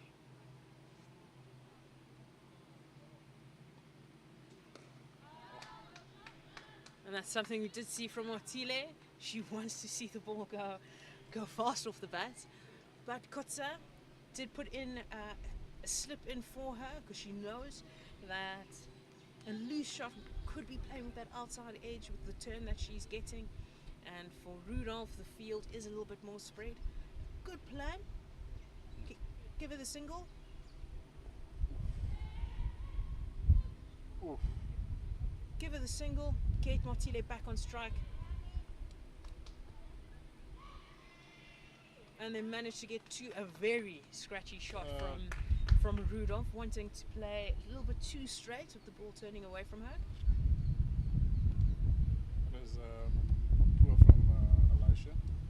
Then again, you know, she's gotten another chance, which she can just reset. I mean, we've just literally spoken about it now. I mean, at this stage of the game, you do want to stay in as long as you can. I mean, look for those pockets where you can keep rotating strike, frustrate the bowlers, and so as the fielders as well. I mean, you want to take advantage of these bad ones. I mean, that's a loose one. That's the one that you can look to put away to the boundary. You know, do nothing out of the ordinary.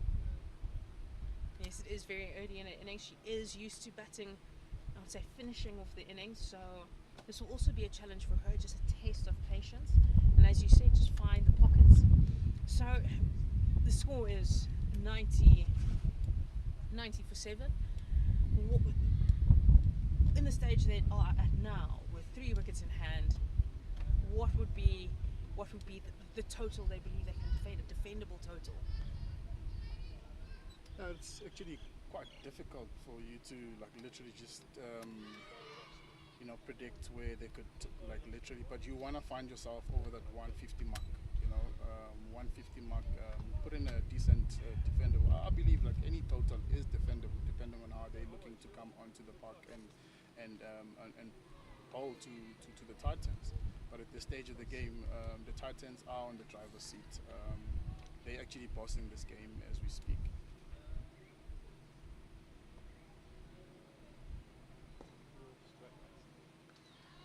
150 will be a defendable total. We did see how the internationals came back and bowled, where they only had 96 to defend and went right down to the last ball. So they. Oh, great shot! Great shot for nothing. So they can defend, and as you said, any total is defendable.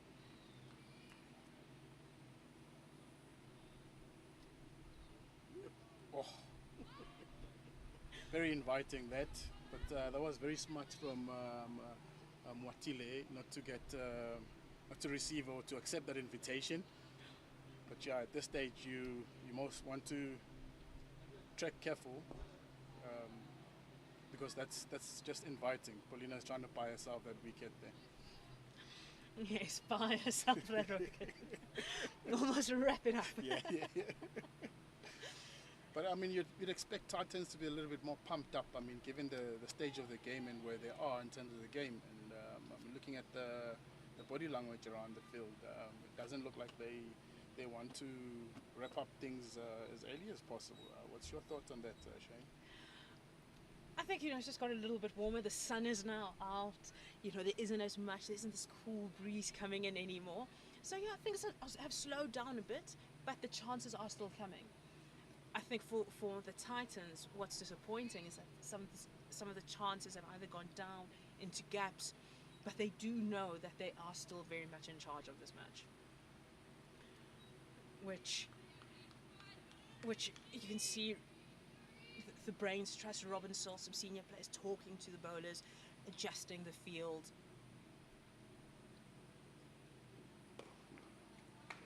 That's a much better risk there from Elisha, looking to play against the 10.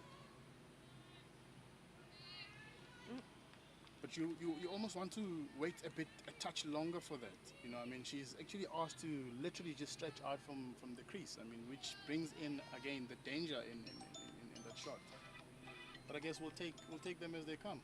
Yeah.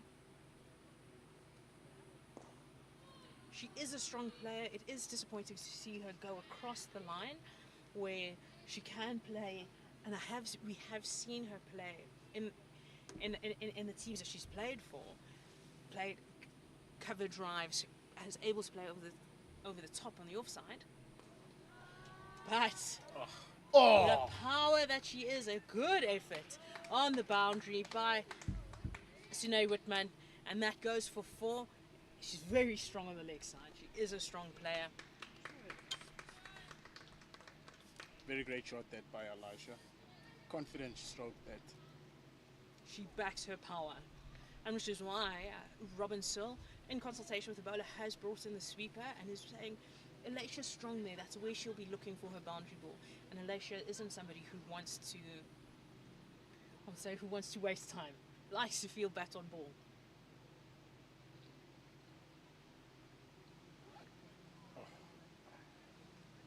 We'll be looking for the boundary, and there you go. The pressure is there. The wide delivery has come. Exactly. I mean, runs are going to come. I mean, you've just come off a good 6. All you want to do now is just to make sure that you play responsible. You know, well played. Don't try too many things at once. I mean, you've already killed the over. I mean, she won the over already.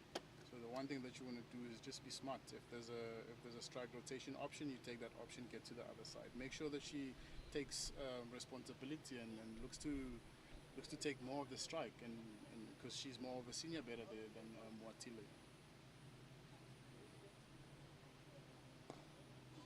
And tossed up. Rukia Kota changes in the field. Long on, mid on now is long on. Cover now goes out to the offside boundary, a sweeper, and she will toss it up, hoping Elisha will miss time 1. Played for the turn there, and that went straight onto the stumps. But she looks like she's got a formula of playing spin. I've always believed that there's two options. It's either you deep back in the crease, or you just advance down the wicket. I mean, it also goes with how confident you are. I mean, we know how much risk it is for you to advance down the wickets for a leggy, But I mean, if it's there and you're confident, it's not like it's impossible to do. I think that's where you can see the difference between players like Ava Gray, who came in very clear with her mindset, with how she wanted to play, the clarity in her plan, was able to advance. She knew that that's what she wanted to do, stay busy against the spinners. Oh, risky. Watile is very quick between the wickets. She knew she was running to the danger end. And at the end there, just a bit of a comfortable run. Didn't really trouble anyone in the end. Yeah, But GCT internationals currently 93 for 7 after 26.5 overs.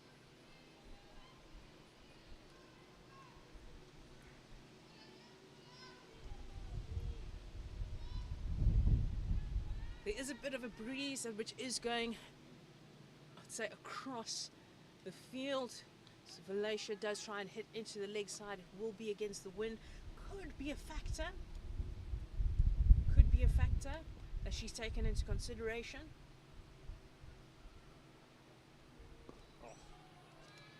Or balled by Paulina Mashishi. With Paulina turning the ball in, do you think it's advisable to have a square leg where she's positioned, or would you want to have her all the way deep, given the fact that Elisha is not scared to actually go on one knee and just hitting the ball, looking to hit it over the rope? I think what Paulina's trying to do by keeping square leg in the ring is to say to Elisha, go for the sweep, because the stumps are in play. LBW.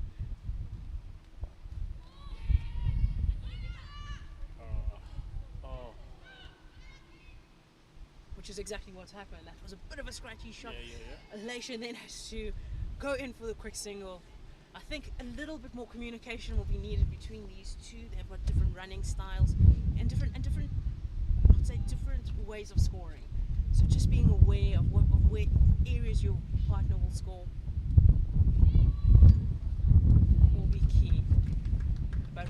played there just to get off strike. That's what you want from somebody like Mwatile. It's just getting the single, playing it into the gaps, and getting, I'd say, the set batter. The batter that is timing it well, finding the boundary back on strike. Yeah, very true, Shanae. You want to keep it simple. So,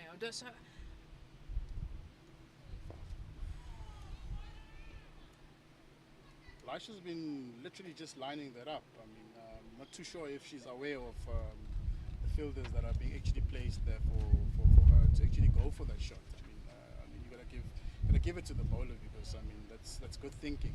The field placement as well. You know, you want to hit that thing down mid on the ground for a single. and as you see with Ava Gray, whenever she's headed back past the bowler, she's got purchase for her shots, but I think it's just Alicia's trying to overhit the ball, and that is where the difference is. It's the end of the 28th over. The score is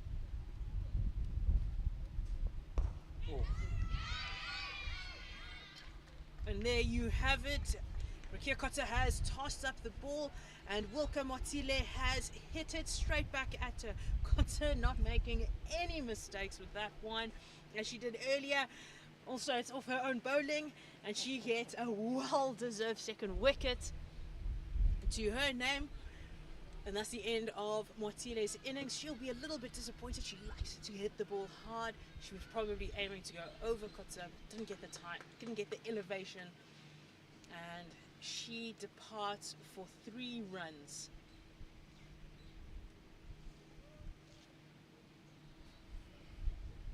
Oh, sorry, 5 runs. And that brings in, from all the way from Japan for the internationals, Nono Yasumoto. Right now we are into, say, the lower order. She is the open. She did open the bowling yesterday. She's coming in a little bit of an unknown when it comes to batting, but with some international experience within the Asian countries,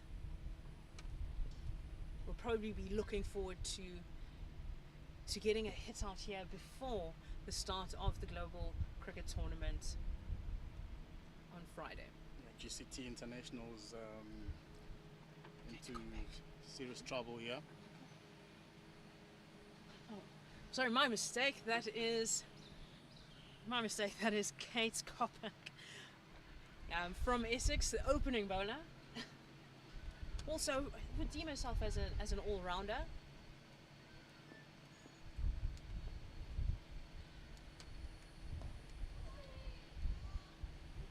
I mean, at this stage, you want your lower orders to be able to hold the bat. I mean, the responsibility now is shifted, 100% shifted to Elisha, which needs your Kopek to look to just be more defensive.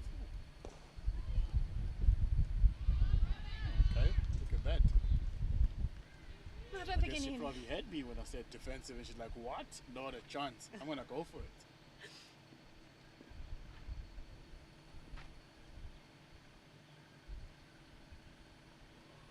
I don't think there's a lower order batter that wants to be act defensively. But unfortunately, Kate Kopic doesn't trouble the scorers too much. A top edge and is caught at mid-wicket. She goes out for a duck, a 2-ball duck. She'll be disappointed, but she knows that she can come back with the ball and give the start to the internationals that they would be looking for. I think you must agree that today has been just a spinner's show here on the park. I mean, spinners seem to have done quite a great deal for the Titans. And coming in, we've got Kelly Castle, the all-rounder, bowling all-rounder. She is someone that has shown that she does like to stay busy against the spinners. Well, hopefully, we know that she is strong on the leg side.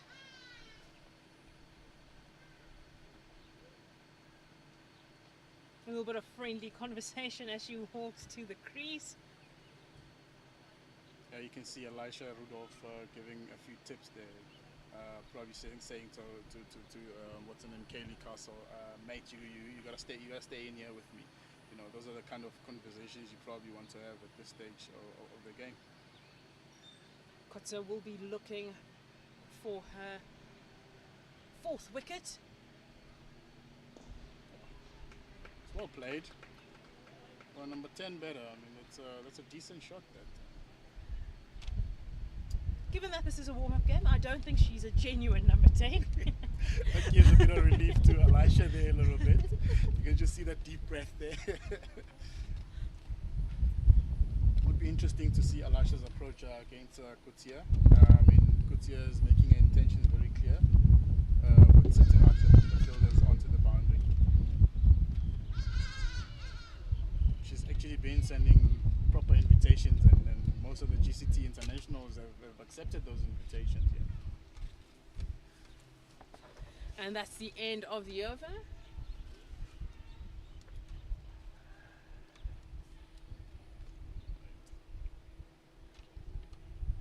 And we are going to have a commentary change. We're going to have Ken Borland joining me. Alright, as Tapino just takes a break. Thank you. Ken, welcome. We're here. We're going to hopefully see through more than... We're going to see these two bat a little bit deeper.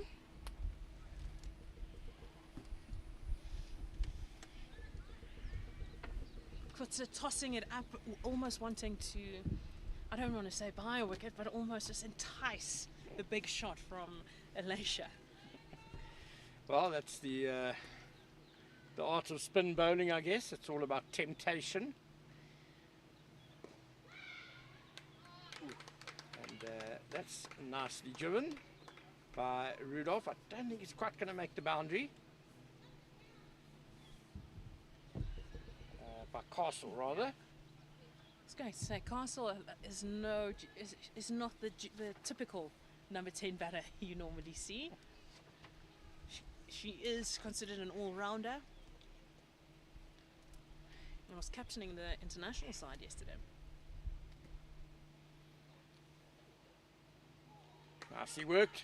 Back with a square. Yeah, a very experienced player, Kelly Castle. Just 27 years old, but played for Essex way back in 2011 already. Captained Essex as well, quite a lot. So obviously a lot of leadership experience. And the GCT 11 definitely need all that experience and leadership now with Gandhi Jafta back into the attack. And Jafta's looking to bowl a little bit quicker, vary the pace, also trying to entice that false shot.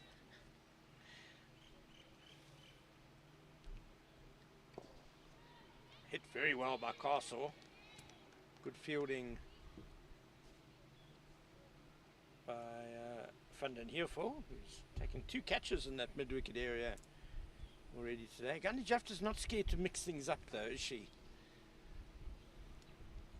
Oh, the slog sweep comes out. It's towards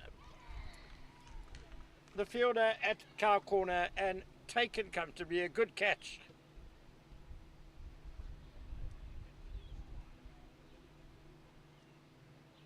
By Mapangula out there. And that is the end of the GCT 11 innings. All out for 110. Not the total that they were looking for, given their knowledge of the wickets and how some of the dismissals were very soft. But they, I would say, would back themselves to fight back, bowl as well as they have, especially how they did yesterday. Despite the extras, that game went right down to the wire. So they'll be looking to put up a good fight. Yeah, I just think maybe got caught a little bit in T20 mode with the batting today. Conditions were certainly very tough when they were first sent into bat. and they lost 3 quick wickets. But then the middle order, perhaps a few loose strokes there. I mean, they've only batted 5 balls into the 31st over, so they've wasted a lot of overs, 19 practically. Overgray was well set, just trying to hit across the line. A few other batters, I think, will look at their strokes as conditions eased and think if they'd just shown a little bit more patience, you know, even 10-15 more overs for GCT to bat, they could have posted a very competitive score. Yes, this game would look very different, especially with the Titans. Their body language is starting to change as it gets warmer out here.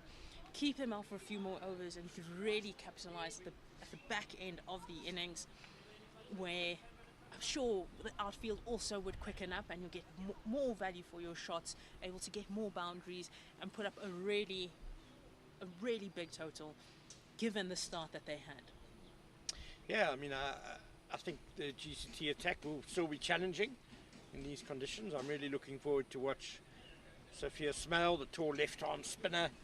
I'm sure she's going to get some turn and some awkward bounce on the slightly spongy surface. But let's just run through the scorecard then after the GCT International 11 were sent in to bat. They lost. Sophia Smale was bowled by Sune Wittmann for 6. Amara Kara, an unfortunate run out, taking a dicey signal, really lovely directed by Paulina Mashishi. She was out for 9. Mai Yanagida was bowled by Gandhi Jafta for 6. Florence Miller caught off Sune Wittmann for a duck. Haruna Iwasaki looked good in partnership with Eva Gray. They added 29 for the 5th wicket before Iwasaki was caught off Paulina Mashishi for 13.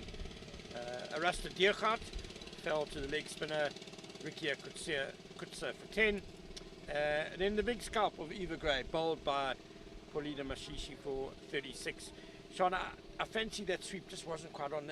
The ball was a bit full, I think, for the shot. I think it was a little bit too full.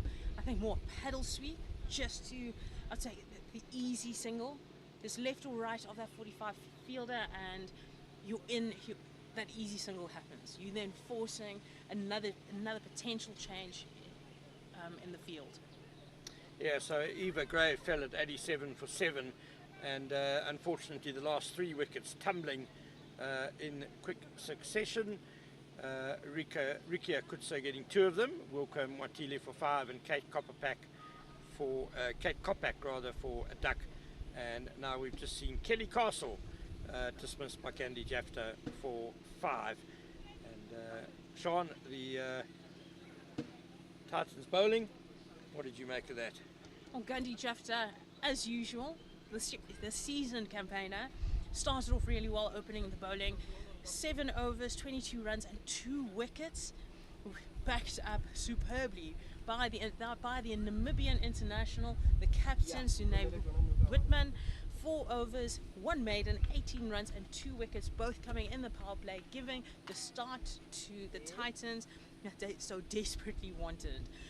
Paulina Mashishi also 9 overs, 2 wickets for 29 runs, with Van der Hevel not taking a wicket, but Kutsa the pick at the end, 6 overs, 20 runs, 3 wickets. That's what you want, a great end to their bowling innings.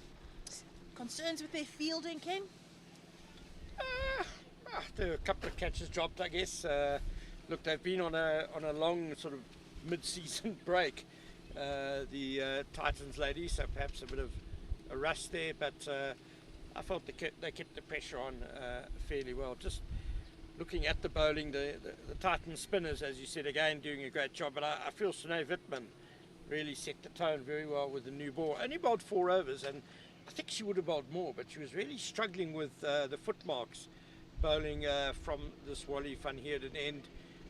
There was a call for sawdust, and she still didn't look comfortable, and she is struggling with a bit of a foot injury, so I think that would have been very disconcerting for her. We're not going to have the lunch break right now because only 31 overs have been bowled, but the innings change, and the the Titans, the Fidelity Titans, will come out to bat shortly in search of 111 to win this match. Do join us in a couple of minutes.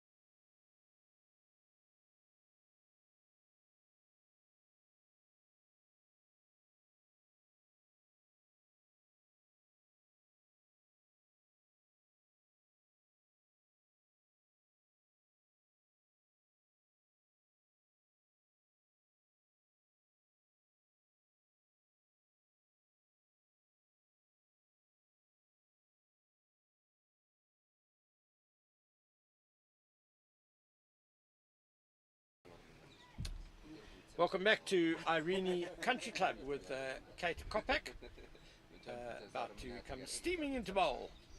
Oh, vicious first delivery. That jumped up and has struck.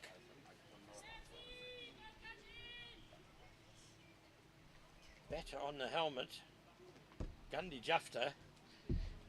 She was very chirpy in the field, and I think GCT making a bit of a point. I don't think it was too severe a blow on the helmet. No, not at all, Ken, but what a start. There is definitely something here for the fast bowlers. She was the quickest of the lot in the T20, and I think this will get her salivating a little bit. Yeah, blood in the water and all of that stuff, Sean. Not literal blood. We hope. I'm sure Gandhi Jafta is okay. She's just having the obligatory concussion check for whenever someone is struck on the helmet or the head. But the Titans, in search of 111 to win this game, they've got 50 overs in which to do it. And Sean, if you the GCT captain, how do you go about getting 10 wickets for less than 111 runs? You have to attack. And Kate Kopak has started like that. She has gone in short. I don't think Gandhi Jafta was expecting that amount of bounce, wasn't expecting the pace, because she didn't necessarily move out the way. She just dropped her hands and let the ball hit her. So I do think that has sent a message to all the Titans batters that you're coming out here, we are going to attack. And now the big question for Gandhi, she's not the tallest batter out there. Do you go forward? Do you go back? Where do you go? And especially if she's hitting if Kopak is hitting the deck hard, that will then come at an awkward height. How do you go about that? Yeah, Kate Kopak, quite tall, strong, 30 years old, and I think she could, if she can hit the deck hard at that awkward sort of length, she's got the pace to actually make things very awkward for the batters. Gandhi Jafta is fine. She will continue as she just very pointedly jabs down at the pitch where that delivery bounced and rather took off. Here's Kopak again. That one is comfortably turned through square leg. Jafta just for the single. And that is Jafta off the mark in these warm-up games. Last game she went out for a 2-ball duck, so she will be happy to get that out of the way. Torrid first 3 balls then in this week of wonderful women's cricket for Gandhi Jafta. As Tebogo Masheke takes strike now. Her sister Vinolia is the umpire. Down leg by Kopak. I think it must have crashed a pad. Otherwise surely would have been a wide. That was Kopak's undoing yesterday in the T20. Over-attacking, almost attacking that leg stump. By the time it gets past the batter at the angle, was going past her. And at some stage, Amara Khan will stand up, and then that just gave away 5 runs. 5 easy runs. Nicely driven by Masheke. Also through square leg. Thoughts of a second, but no. It's a good strong arm from the deep. Just a single. It looks like Flo Miller on the boundary. You spoke earlier about her strong arm. Certainly in evidence there.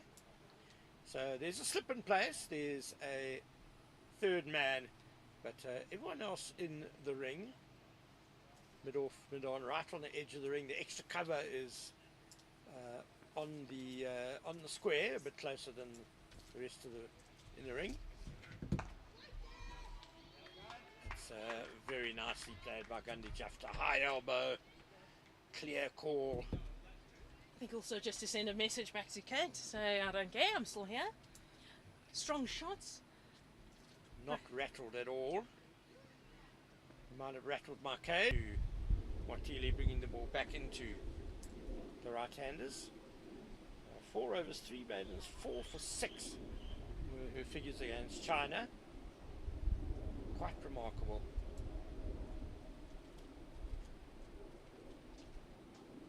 That one came back. And there you have it, that late in swing to the batter. Cut Macheke in half. And also missed by the wicketkeeper Amara Carr. Zipped off the pitch a bit, so it's a couple of bars. I think it was a little bit lucky he didn't hit the helmet.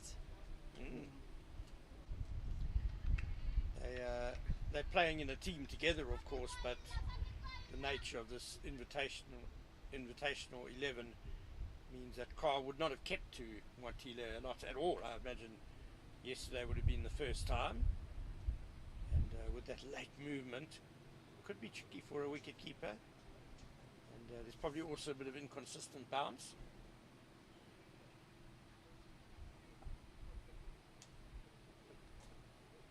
Like, that's the beauty of the modern game now. Everybody, doesn't matter which part of the world, you never know who you're going to be end up playing with. So, you know, sometimes you can't go too hard with the banter on the field. I wouldn't necessarily call it chirping, just the banter, the conversations. I know I've had a few moments with a few Proteas, but I think that's the beauty. Everybody just learning off each other, growing, and most importantly, you know, making a few memories, a few friends. Pulled away by Masheke. Didn't get all of it, just a single or a misfield at fine leg. Masheke was quite keen on the second, but sent back by Gandhi Jafta. I don't think there were two there. And that's the end of the second over. Titans are 5 without loss. Yeah, Sean, that's one of the good things about franchise cricket is it's probably taken a bit of the nastiness, a bit of the heat out of international cricket in terms of sledging and chirping and that sort of thing, because so many of the guys and ladies are teammates now, and you never know when someone you're battling with on the one day, well, they could be your teammate the next week or the next month. It could be your captain. Yes. Even more reason, yeah. Got back into the attack. Swinging down leg again. Just needs to adjust lead from the front in the batting innings yesterday for the Titans. So she will be a key wicket. And she's made it very clear in the second over, she's not wasting time. She does want to score runs. And why not against the fast bowler that started the game off by rattling some cages? Yeah, and she's an accomplished quick. Kate Koppak played in the 100 for the Welsh Fire.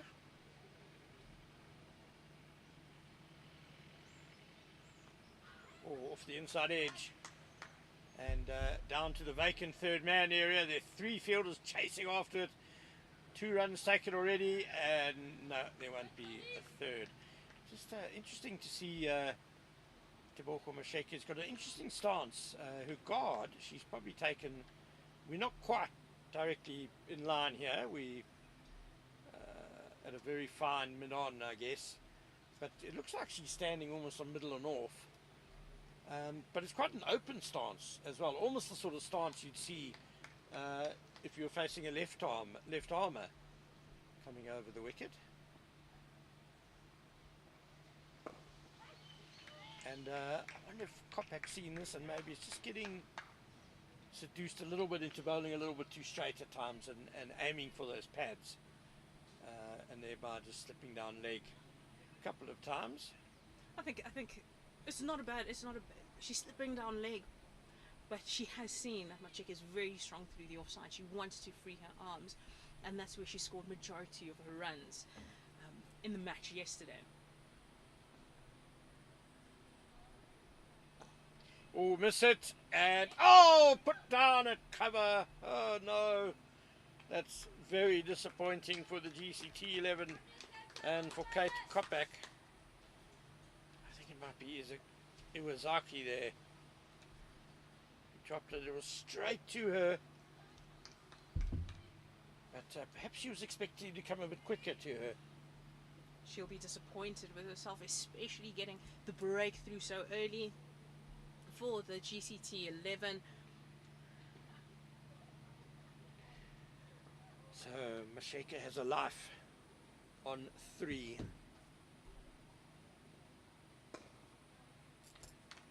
On 4 now. It was yeah, she had 4 already.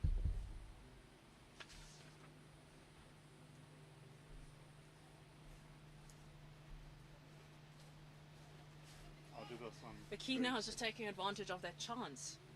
Especially as an opener, you want to take advantage of all your chances, especially against this early in your innings. You've been given a chance to take it deep.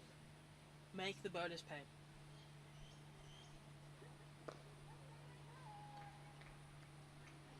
Yep, it's a good finish to the over by Kopak, but no doubt she'll be muttering under her breath. Should have had a second wicket there. Titans survive after 3 overs. They are 8 without loss, chasing that moderate total of 111.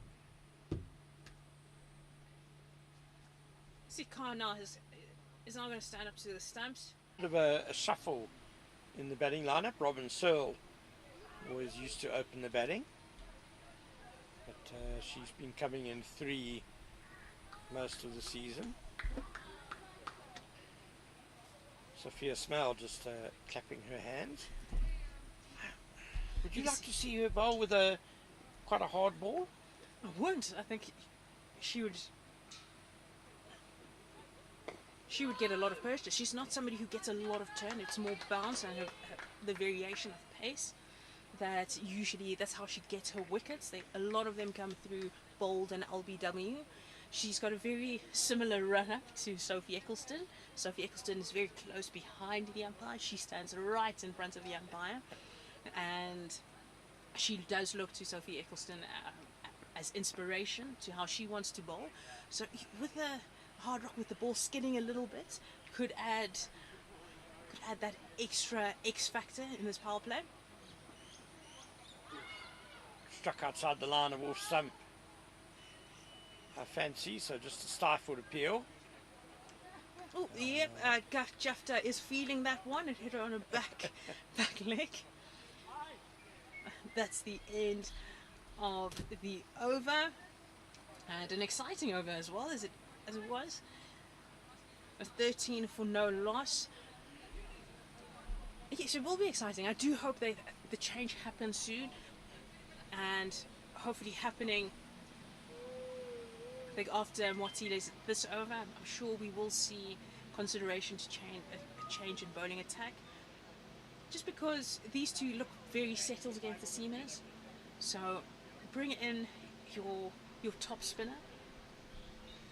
Yeah, I think defending 111, you need to look at wicket-taking options. Who is most likely to get you wickets? Kopak with her pace.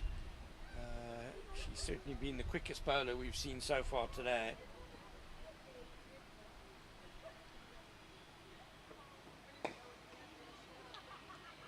Trying to pull there, Gandhi Jafta, but hit it dead in front of her. I think a little bit lucky to get away with that one. The only issue for Sophia Smale, I guess the left arm spinner, she's probably going to be wanting to bowl from this end to the right-handers, from Kopak's end with the long boundary then on the leg side.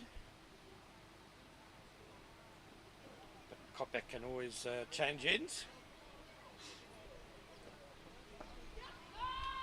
No run there. I also guess as a spinner, in the batting all-rounder that I am, you get told by the fast bowlers which end you will be bowling at. Yes. So sometimes, and yesterday, Smale did bowl from the golf course end, so you know, and with the variable bounce, it could work in her favor again. You see, Nice cut by Jafta, but she's managing to pierce that strong cover field. so with the variable bounce, it could work in her favor, especially we're seeing here with Martile with the ball not bouncing as much, and when it does bounce, it's a little bit of a tennis ball bounce. So could work in her favor coming from the golf course end. Yeah, a batsman could be encouraged to try and sweep to the short boundary and get themselves in trouble. That's why I like the idea of Smell with a relatively new hard ball, because some will hit the seam and grip, others maybe skid on, hit the shiny side, some will bounce more. I think she could be quite a handful. And she does vary her pace a lot. When she does toss it up, it turns a lot more. So it will be very interesting, especially in this format of the game, looking for runs. This time Jafta does get it through. Loud cheers from her teammates just to the right of us, and that's gone away for 4. And Gandhi Jafta will feel that's a timely boundary. She might have been getting a little bit frustrated. Takes her to 7 not out, and the total 21 without loss. These two have been bowling very tight. So I do think that if there is going to be a change, it will be Martile will get a break after her 3rd over, possibly might bowl at a 4th. Yeah, it hasn't been as threatening as Kopak, who is now walking up from fine leg, presumably to bowl another over. It's 6 overs gone, 17 without loss. I added the 4 runs when they'd already been added to the score. No visible scoreboard for us here at the otherwise very beautiful Irene Country Club, next to the excellent golf course here. It's a golf course that's used most years by the Sunshine Tour. The professionals play here, fringed with lovely trees, lovely old big trees in this old suburb of Pretoria, and under lovely blue skies now, with just a few fluffy clouds around, as Kopak will bowl to Masheke.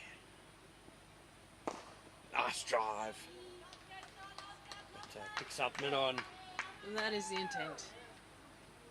Left or right of Nono Yasumoto. Could have been, could end very differently. Could settle her. She wants to hit boundaries, take advantage of the power play. No, there's no run there. Goodness me.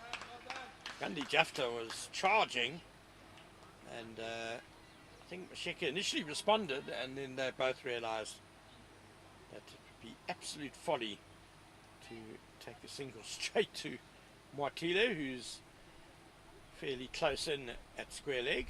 It's a better length from Kopak. She wants to maintain that length where Masheke cannot drive it.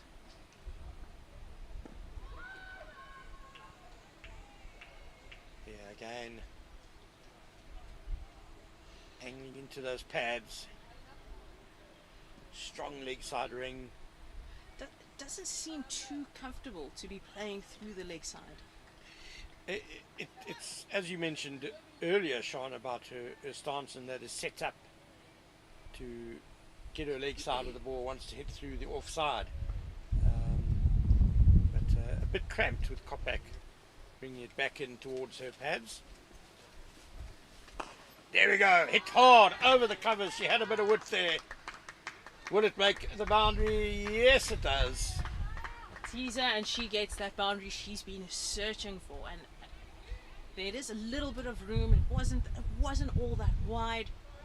Just manages to get over extra cover, and it's a boundary. And that's exactly how Masheke was playing. It's how she should be playing, going into the global cricket tournament. Just play with freedom, play with intent. It's in your hitting zone. You need to take full advantage of it. Takes her to 9 not out.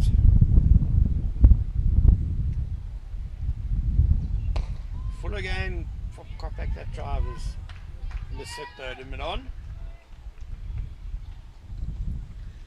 I think what the captain and what Kopak is seeing, whenever the ball goes a lot straighter, Pacheco is falling over. That's why mid-wicket is a little bit closer. That ring is just expecting, I'd say, that false shot, that drive where you want to go, flick it over, looking for that edge. I guess it might be one of the problems with a slightly open stance, that you, to get in line, she kind of needs to step across, and her weight's going almost away from the ball then if she's hitting leg side. Anyway, end of the 7th over. The Titans are 21 without loss, just needing another 90 runs in 43 overs to claim a second successive victory over the GCT Invitation 11. They were scheduled to play 3 matches,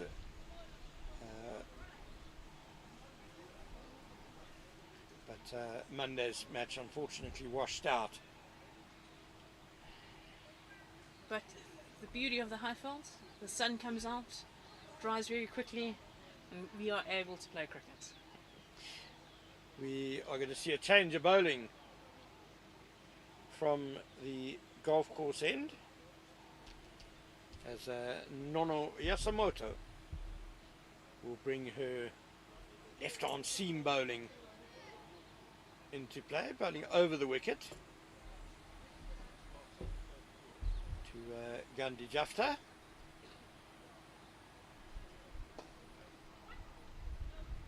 One bounce to cover. Not in too much control. She'll be happy she didn't get all of that. Yeah, kind of just threw the bat at the wide one there. It was uppish, certainly.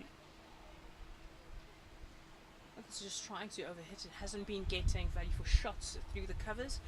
They just time it. Evergrey showed us. You just time it and it will go.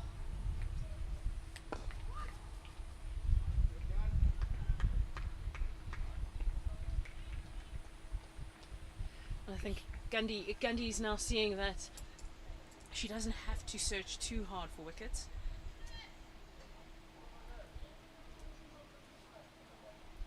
She doesn't have to search too hard for runs. So the longer she stays out there, the easier it's going to get. Just get through to lunch. Stuck on the pad was their bats as well. Well, the GCT 11 seem very certain that Gandhi Jafta hit that, and she's been given out by umpire Keegan Close. She lingered a long time. I don't know if that was just sheer disappointment that she was beaten by a decent delivery from Yasumoto that snaked back into her, and a bit of an indeterminate stroke that she was playing. Edged, I think she edged it onto herself from where it looped up and taken by wicketkeeper Carr. So that is the end of Gandhi Jafta, who is caught by Carr, bowled by Yasumoto for 7 or 24 deliveries, and the change of bowling has worked for the GCT Invitation 11. And they will not be complaining, and in comes the captain, Robin Searle, a very experienced campaigner, has captained her team in the field very well, led from the front, has allowed her players to express themselves. She'll be looking for some runs. Will be looking to show a lot more intent, a lot more, I'll say, get a little bit more busy at the crease. She is a player that has thrived in the longer format of the game, but will look early on in her innings, will look to get off strike, rotate, get the singles, and will want to win it for her team, really. Very full and almost tossed up by Yasumoto. Yeah, Robin Searle to me is really the fulcrum of this batting lineup. Even in limited overs cricket, she's not scared to be out there for a long time, or generally lays a very solid foundation for the other stroke players. Driven nicely, but can't beat cover. And Robin Searle has been a very consistent run scorer for the Fidelity Titans over the last couple of seasons, in good form again this season. She's usually opening the batting, and I just asked her about that, and she's like, I'm just trying something new, give other people a chance at the top. Yes, I suppose given that domestically our ladies teams only play white ball cricket, i.e. only limited overs cricket, there may be a school of thought that you want two more attacking stroke players to open the batting, take advantage of the power play, and then just allow Robin Searle to play her own game, coming in first wicket down. She can just manipulate the ones and twos. Quite capable of scoring the boundaries as well when they're on offer, but maybe it just allows her to play at her own pace a bit, as she is, I would say, the Titans' most important batter. And now we've got a change in bowler.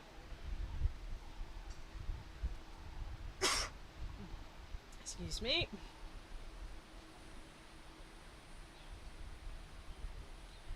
We have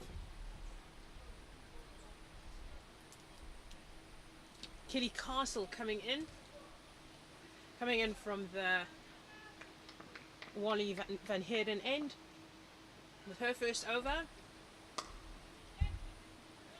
Nicely struck. A little bit of a Masheke. loosener there. Yeah. Again, couldn't pierce the field though. Oh, it's a no ball. I think she's aware it was a bit of a loosener, not her best delivery. And we've seen what happens to no balls when the Titans are batting. Very tall Kerry Castle, so she's got long legs to make sure they're all in the right place. The free hit is slapped away over cover by Masheke. It's going to dig in though in this fairly heavy outfield. Rudolph does the fielding and back for two. I think Kelly Castle's just trying to find her radar. Has strayed a little bit too much to the offside. She's just rolling her fingers, bowling a cutter. Must have been close to a wide there.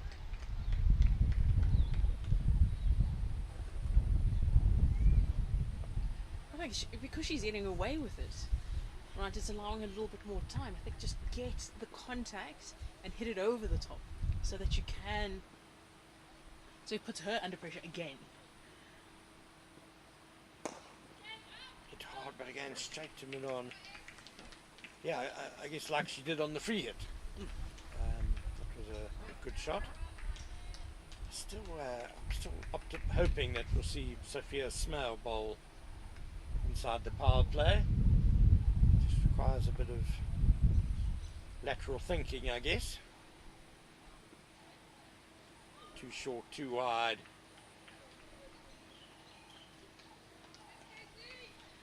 Not the best delivery at all.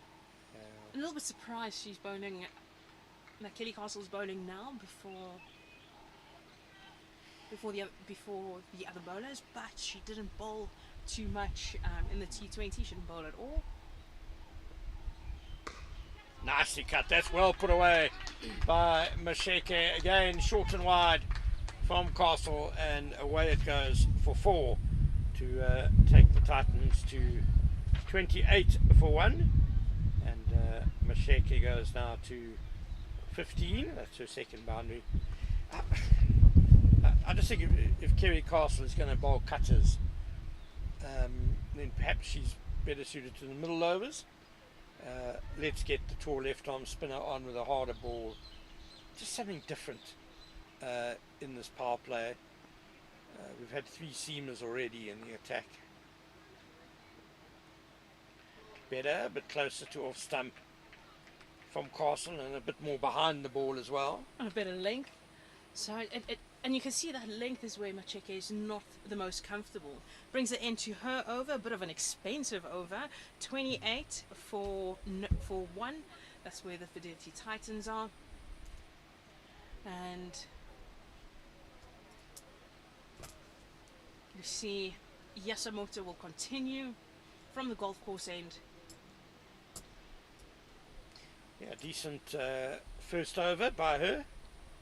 Picked up the wicket of Gandhi Jafta, shaping the ball back into the right-handers, as left-arm seamers do so often. It was a wicket maiden, her first over.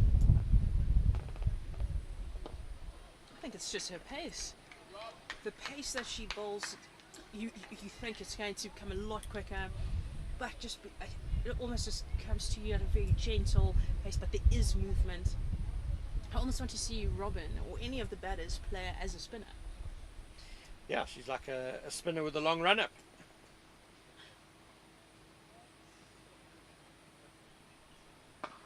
Head away on the full. Deep mid-wicket's got work to do. Oh, it was a good effort. She got there and tried to pull the ball back, but unfortunately just deflected it into her own body. And I hope it hasn't gone into the little stream there. No, it's oh, no, it's just on the other side, and that is Robin Searle off the mark. What a way to get off the mark. Nice little gift there from Yasamoto, but well put away by Robin Searle. Good timing. I always feel that, you know, if you're getting off the mark and you're middling it that well, you can't be out of form. Yeah. Full tosses have taken a lot of wickets through the years. Nicely played by Searle. Dab down to the vacant third man area. Rudolph gives chase and they'll come back for an easy 2. That was well played by Searle. Just playing to the field, if you like, whereas other batters with that wide line have tried to lash it through the covers in front of square. She just gave it the very delicate little run down to the vacant area. If that happens again, she plays it again in that area, it will force a bit of a field change. That one is square of the wicket. Yeah, and almost inevitably someone from the offside ring is going to have to go to third man, so that will weaken the cover area a bit. It's either that, or you just have to move everybody a little bit around it. And where Robin is strong is through the covers. That's where she scores naturally. There we go again.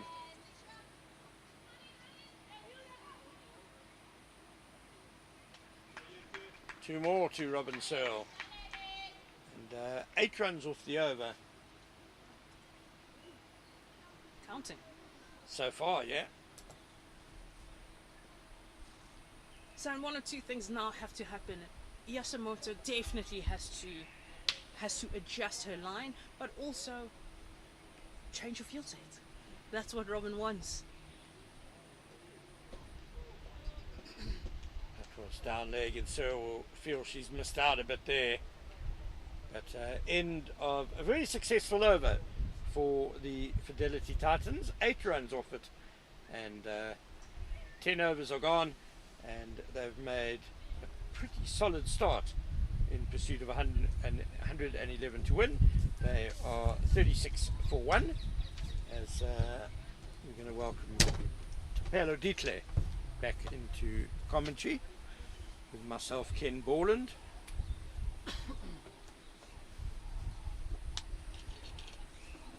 Tapelo, why is the left arm spinner Sophia Smale not bowling yet? Hello, Ken. Hello, sorry, I just How you doing, straight Kenny? into the probing question there. Yeah, man. Very interesting to see how the Sky Blues are approaching this chase. Kerry Castle in again.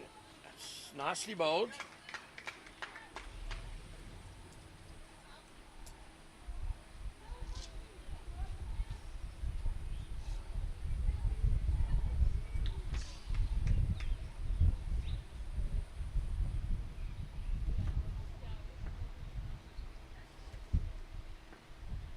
Castle in again to Macheke. Oh, finds the edge. That one just nipped away off the seam, but no slip in place. Down to third man for a fortunate single. That is very well bowled, Ken. I mean, not often do batters get lucky of that type of bowling.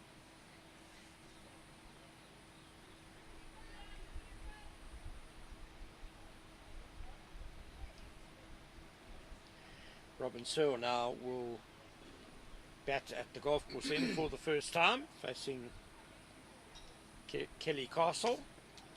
Bit short again. So pitch is still pretty slow. So takes a bit of time to find the timing on the back foot strokes especially.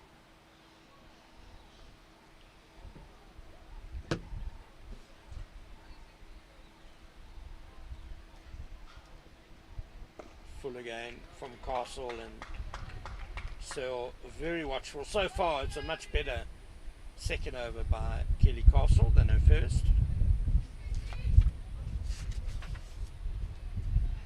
27 years old, Kelly Castle.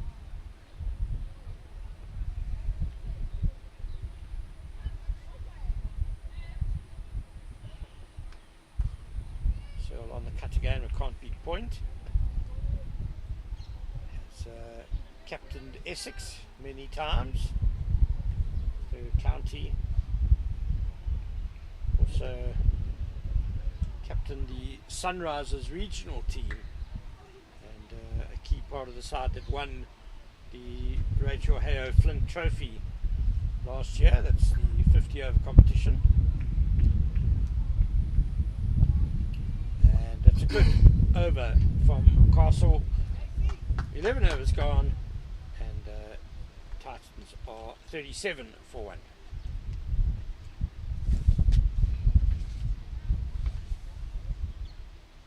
So Just looking at Castle release point there, Kenny.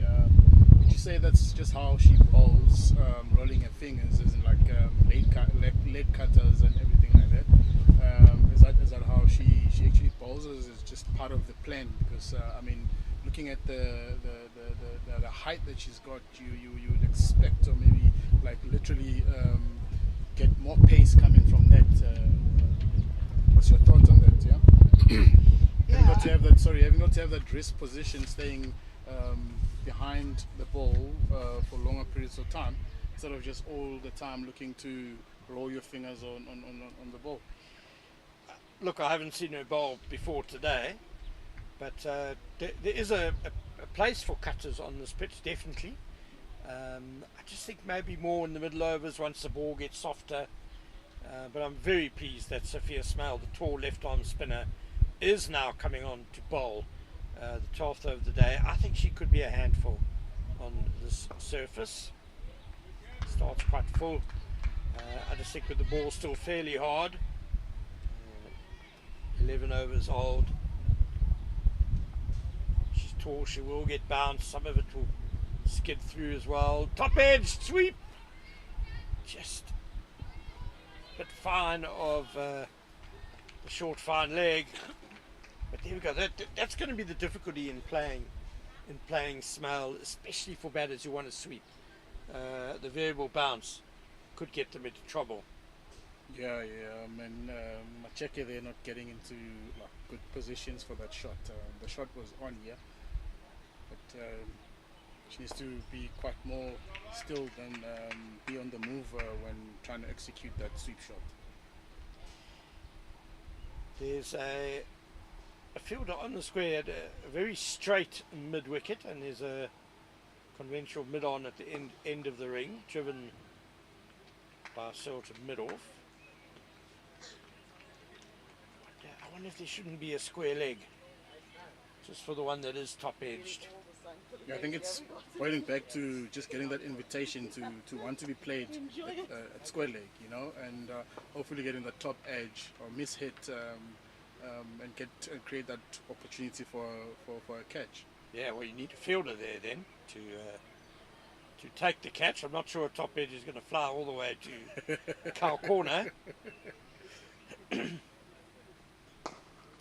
Pulled powerfully by Searle. Super great bit of effort. fielding by Alicia Rudolph out there. That's a really good effort by her.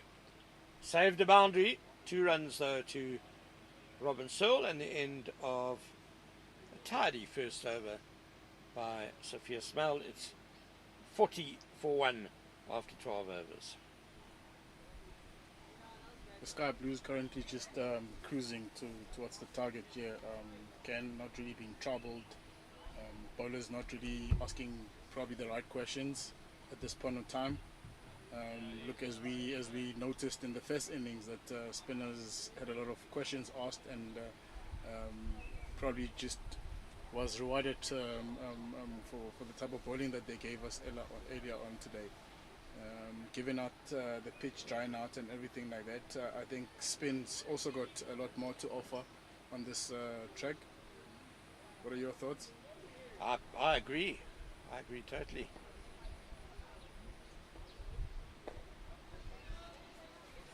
You know, in the old days of uncovered pitches, they used to call it a sticky dog, and English cricketers should be, you know, used to that sort of thing.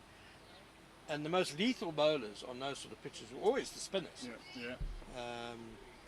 Not so much the pace bowlers, and we saw the Titans use their spinners to very good effect this morning. Oh, try to sweep a straight one. Just hitting down the leg side. Kerry Castle. Can't believe. I'm sure this partnership probably wants to get through till lunchtime. I mean, you don't want to be playing risky shots at this point in time. Probably want to see through till lunchtime and come back and look to chase down what's left of the target. Yeah, I think that previous delivery earlier in her innings, Masheki would have just tried to drive that through mid-on. It was full enough, straight enough. But I think she might be getting a bit frustrated that she's hit mid-on a few times.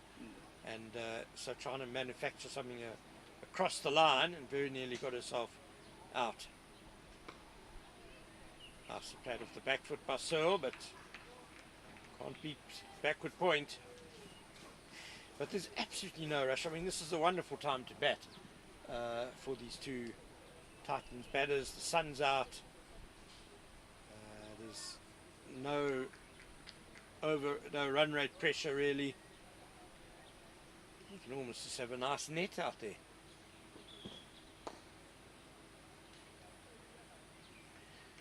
Get yourself into the groove ahead of the Global Cricket Tournament proper that starts on Friday, with the Fidelity Titans hosting the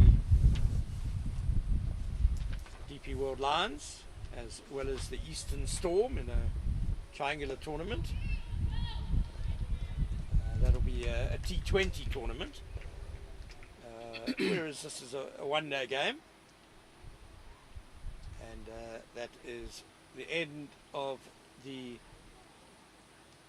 12th over and 13th over, I think, actually, and that is going to be the lunch break with the Fidelity Titans on 38 for 1, chasing 111 for victory, so they only need another 73 runs in 38 overs when we return from lunch.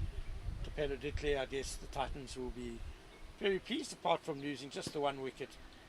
It's all gone according to plan for them so far. Yeah. I mean, Ken, there was literally no pressure on them.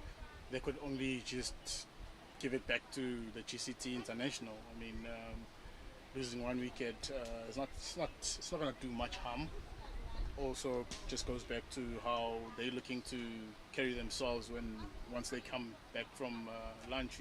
We all know what intervals can literally just do to that momentum that has just been built now. So you almost want to have them as confident as they are, come back and still look to chase down the total with confidence, you know, not being reckless and comfortably just get the team over the line.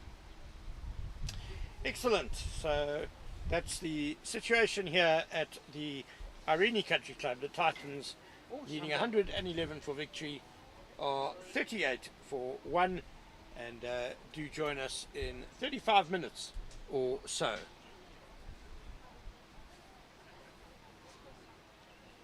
So that's the situation here at Irene Country Club, with the Fidelity Titans 38 for 1, chasing 111 for victory against the GCT International 11. They've had 12 overs, so they have 38 overs more in which to get those runs. Do join us in about 35 minutes to see the rest of this run chase.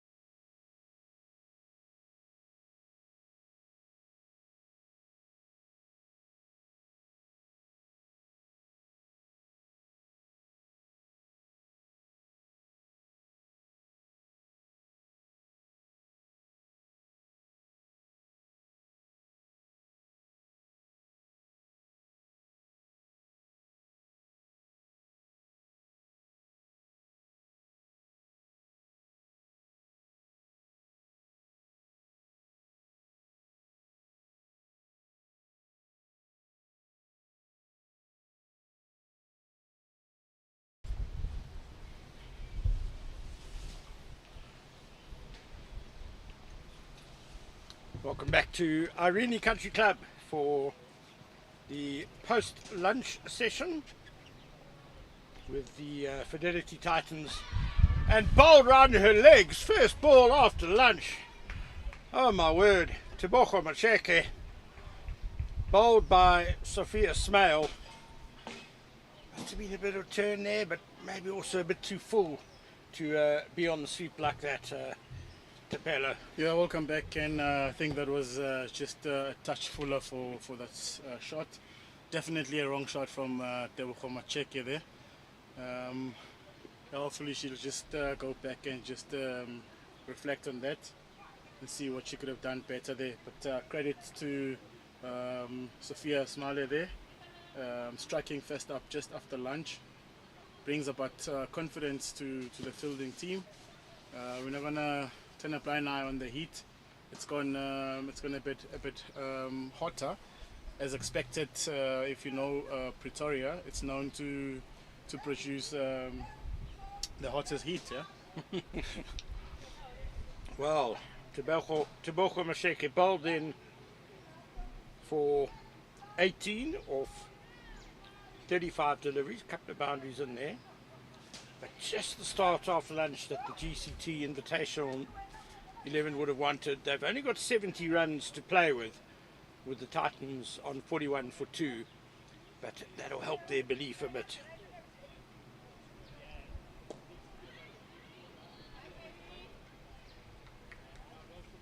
Coming onto the crease is Catherine Pryor for the Sky Blues.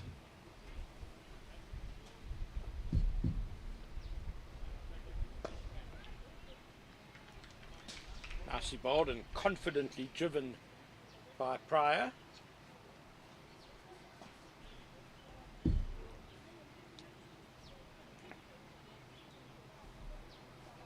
Oh, good leave. I think that's just more, we need to see more of that happening, you know, because I feel like the Sky Blues want to play at everything, like Ken. Well, there's no rush.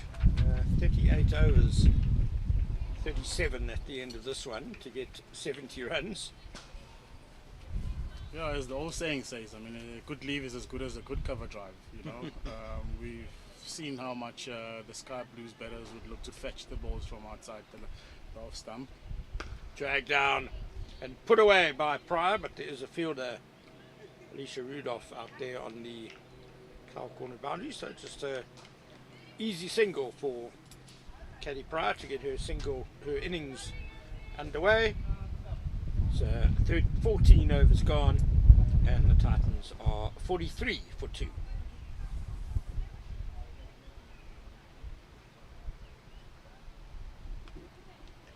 Be interesting. I think we're going to have spin at both ends now.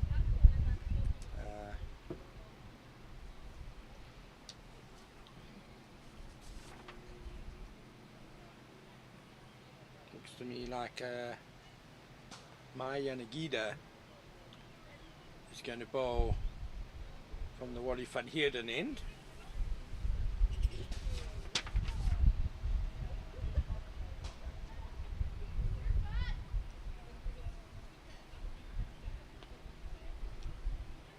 So Sophia Smale striking with the first ball of her second over. She bowled just one over before lunch. Great start to the afternoon for her. Down the leg side to start with.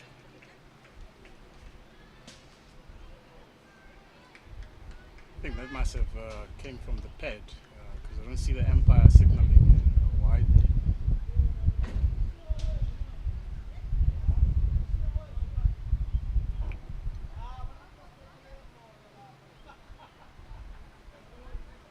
Oh, very short and barely got above the ground. Pretty much what's expected as the pitch dries up. It's going to keep low. So that just didn't come as a surprise yet, Ken. It'll be very interesting to see how GCT go about their business, given the fact that there's not much on the scoreboard. Bit of flighted, leading edge. Oh yes, and there gone. very good from Maya Yanagida. Very good that coming back from just the lunch interval and then getting 2 wickets in quick succession. This means things can turn around quite quickly here, Ken. Well, yeah, 2 wickets in 2 overs after lunch. That's Catherine Pryor caught and bowled by Maya Yanagida for just 1. She lasted 8 deliveries, and good fuller delivery from Yanagida right up in the block hole, and Pryor trying to whip it through mid-wicket. A leading edge, just looping back to the bowler, and suddenly the Fidelity Titans have slipped to 42 for 3 midway through the 15th over. Mokolang Mapangula will come to the crease now. Very attacking batter, a really good white ball player, and she can really stroke the ball around very nicely indeed, and she's got all the experience in the world next to her in Robin Searle. I think, I mean, given the state of the game, she's probably been given that license to just go play her game freely. But you would want her to give herself a bit of time, just a quick assessment of the condition, and then get going, because you don't want to leave it till late. As we said that now, there we go. Gets 1 shot. Yeah, bad She's follow-up. onto it. Yeah, onto it. First up. Not the ball you want to bowl first up to a new batter. And Mapangula nicely underway there.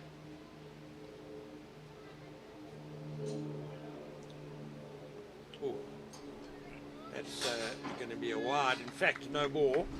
I It think bounced twice. true that. And, True that. Ken. Maybe even could have been a no ball for going off the cut strip. There were a few options there. We just saw the umpires firstly signal the wide. They wasn't too sure of. Oh no, okay, high full there toss. should be- Searle doing the flamingo. She had to leap skywards. Well, she would have been filthy with herself if she had hit that point, but umpire Vinolia Masheka has indicated that it's a no ball anyway for height, high full toss. And a free hit coming up. I think she got away with that last one. Full toss.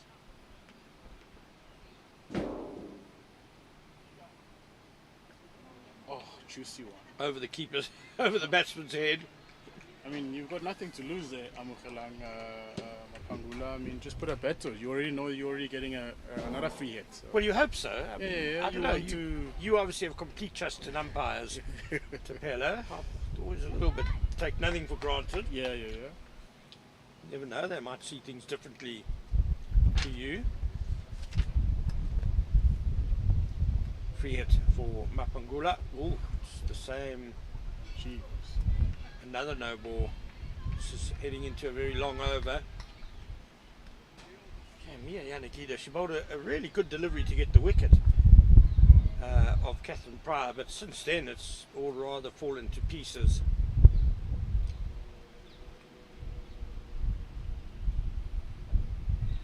Oh, It's straight down the ground. It is a free hit. It's going to go 1, 2, 3 bounces over the boundary for 4. Just next to us here in our commentary position.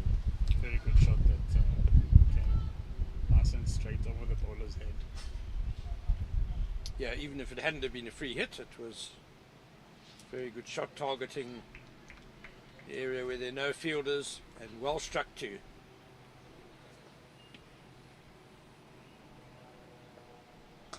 Full toss, Great slashed shot. away through the Great. covers. Rudolph can't save it. And, it's pulling up now. It has just reached the boundary in the shade there of the big trees. So, successive boundaries for Mokolang Mapangula. And, she'll be very happy to get her innings underway with a couple of gifts. Mia Yanagida, it was an eventful over. She took the wicket, but she conceded 14 runs, unfortunately, with quite a few no balls and a wide or two as well. Yeah, Ken, I mean, given the wicket that she took of Pryor, you would have expected her to just keep it tight and keep building on the pressure, you know, because one wicket brings two, and then all of a sudden the second wicket, you create those opportunities. However, she just took the pressure back on herself. That's Mia Yanagida. Well, I suppose she has picked up a valuable wicket, so in a way worth the experiment if it is just one over she bowls. But Sophia Smale continues from the golf course end. Robin Searle on strike. I think this is going to be a very interesting battle. Slip in place now for Searle. Suddenly the GCT 11, they've picked up 2 wickets in quick succession after lunch, and they're on the attack. Well flighted and dug out really to mid-wicket. You'll see Sophia Smale starts her run up by standing directly in front of the umpire, just as well as Keegan Gous. He's tall enough to see over her head. Again, Searle picks out the mid-wicket. Actually, a very interesting run-up, coming to think of it, Ken. Actually, I haven't seen anyone doing that before, yeah? Nicely tossed up, but slower from Smale. Searle up to the task. Yeah, I think if I was the umpire, I wouldn't be very happy, but that's because I wouldn't be able to see a thing for the first 3 or 4 steps. I mean, look, where she finishes off, it's not in line of the umpire, so I'm sure that's why the ump is not actually really having a problem with that. No, everything else is orthodox. It's a bit like the left armour coming around and through, except they've just cut off half their bowling run-up. Very well played by Sue. Yeah, she's been good in targeting that area behind square on the offside. A nice deft touch, getting her singles there.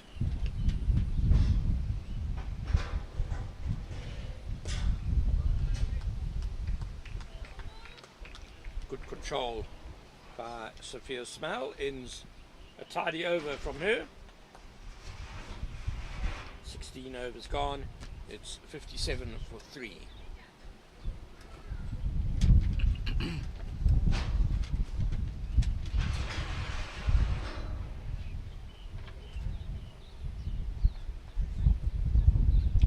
And Alicia Rudolph is going to replace Yanagida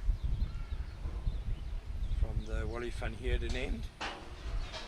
Also a spin bowler. Had a good day yesterday. 3 overs, 2 for 17, playing for the Fidelity Titans against the GCT Invitational 11, but done a bit of a exchange program with Sine Wittmann today. Wittmann has gone to play for the Titans and swapping places with Rudolph. It is a delay now because there's some construction work going on, unloading of a van right next to the sight screen. We did see umpire Finolia Masheke just come down and request, and there's a suggestion from the I mean, surely Eva Gray surely that the guys the would actually just know reflection in of the middle of the vehicle game, yeah. as well. So this is going to be a bit of a unfortunate delay.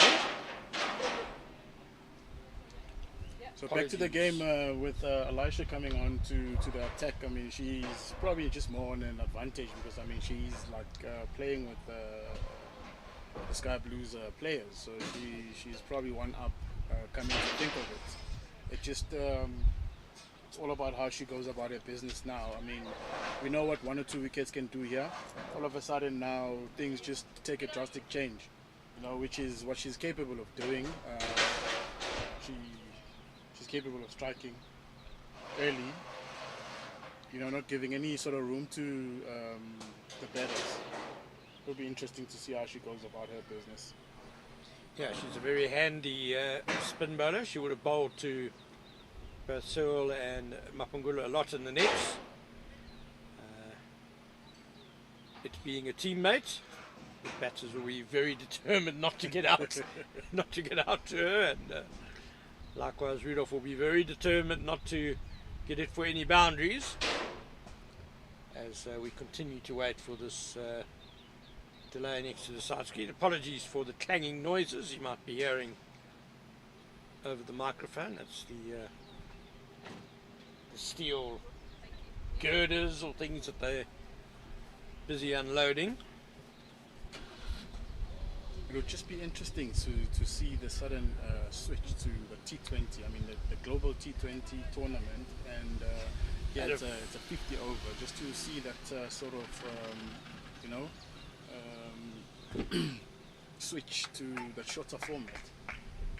Well, and just to rub salt in the wound, the truck then drove on the field as it left. Anyway, Rudolph in. Oh, struck on the pad. Oh, I fancy turning down the leg side though. And a good start by Rudolph. Yeah, very good start. You just want to like bring the field alive a little bit. You know, all of a sudden now the energies are a bit high just from one shot. Slip in place as well.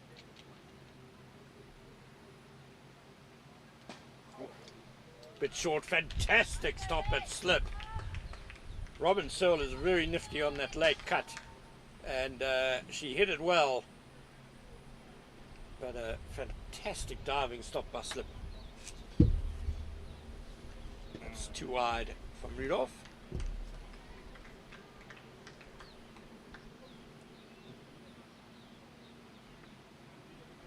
Is that Smale at slip, I wonder?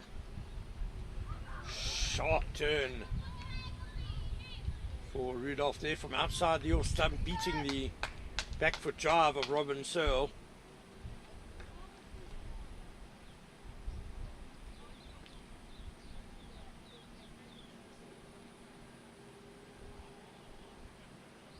Oh, lovely, lovely bowling by the off spinner, hanging it up there. Much slower delivery.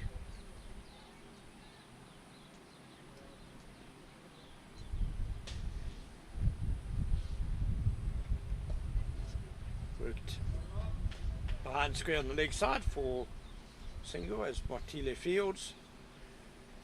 And I dare say Robin Searle maybe just gave a little bit of a nod of her head there to Alicia Rudolph. Good over so far. Searle, of course, will captain the Titans in the Global Cricket Tournament when it gets underway properly from Friday, and I think she'll be very pleased to see Alicia Rudolph bowling so well. That's the end of the over. 17 overs gone. 59 for 3.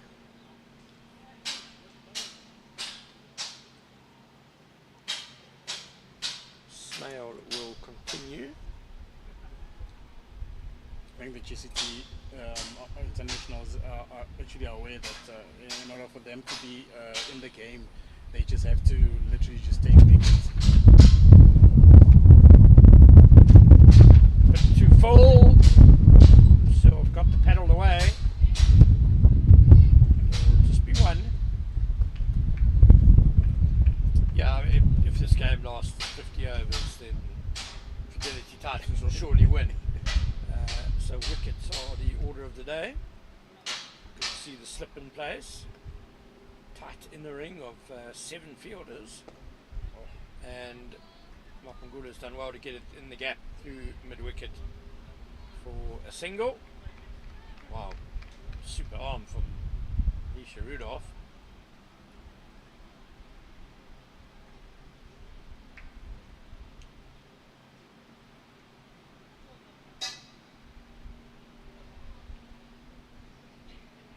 Flatter and down there. Searle has got something on that. Not sure if it's bat. No. Is umpire going to... Ah.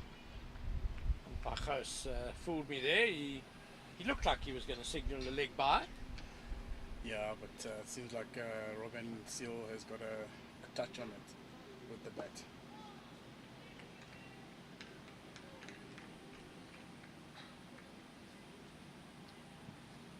Sophia Smell certainly has a nice loop to her bowling. Pretty accurate. I think she's got a beautiful action as well. She gets very tall on the crease. Not easy to put her away.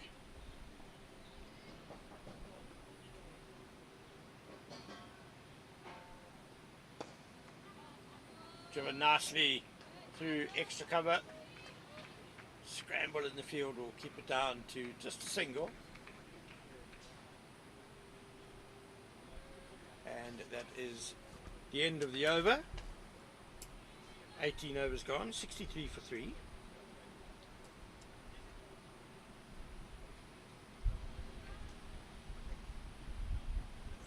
Robin Searle 15 not out, and Mogolang Mapangula is on 11 not out. Rudolph to continue. Got an excellent first over. Just making a little adjustment to square leg, making her go a little bit more behind square. Well flighted. Oh, Hit hard. Great shot by Mapangula. That's going to be 4 through extra cover. Great batting, Mapangula.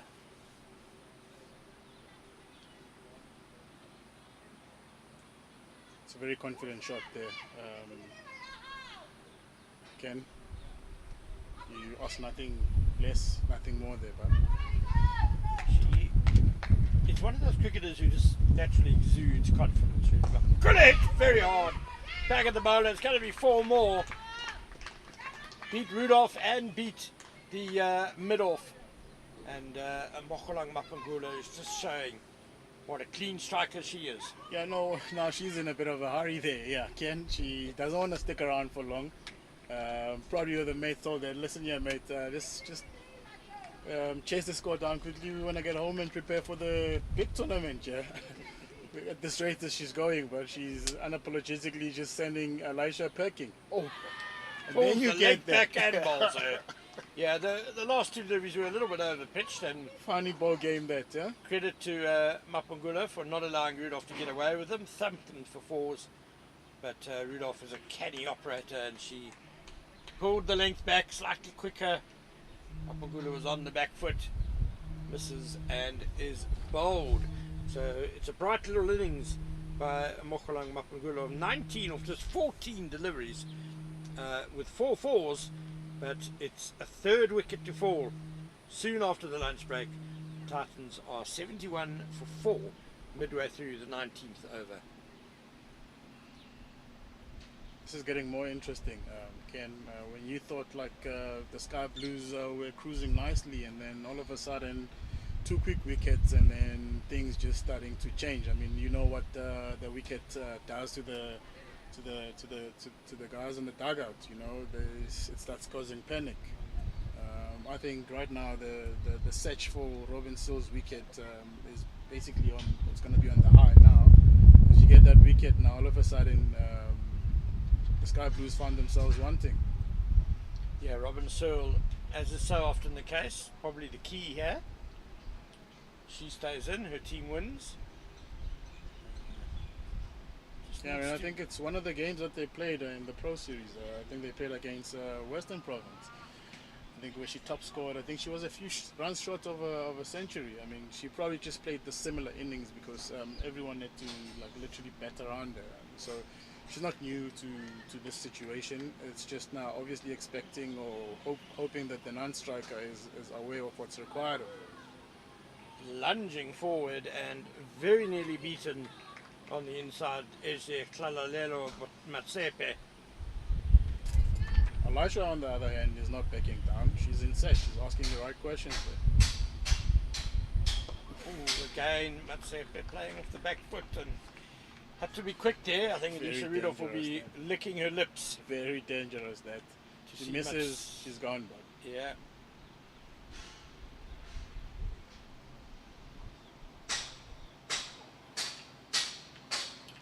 So, credit to Alicia Rudolph. She got hammered for a couple of boundaries by Mapangula, but she altered her length, her pace, and got rid of her nemesis. and continues to keep the GCT Invitation 11 interested in the outcome of this match. 71 for 4, the Fidelity Titans. They just need 40 more runs to win. 6 wickets in hand. Clearly still the favourites to Pella, but Yeah. Anything you can never happen. know. Anything can happen. The game favours them, Kenny, but anything can happen. This is cricket. Smale continues. We did mention the sun making the pitch a bit quicker, and the one thing it will do, I guess, is maybe make the spinners harder to play because it's going to turn quicker as well. Whatever it does is going to happen quicker.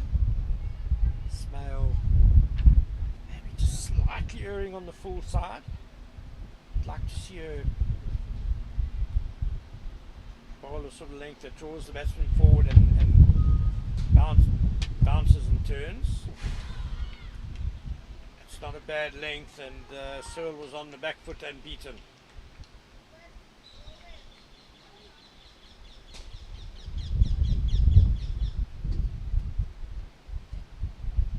Round arm by Smale. Oh, Misfield, had to be quick though for the single, well run by Matsepe. didn't pick up there. Can be talking something different. Matsepe was just probably just halfway the track when the fielder stopped the ball. I think she responded to the misfield. I like to think. I like to think she would have gone back if it had been fielded cleanly. Catch.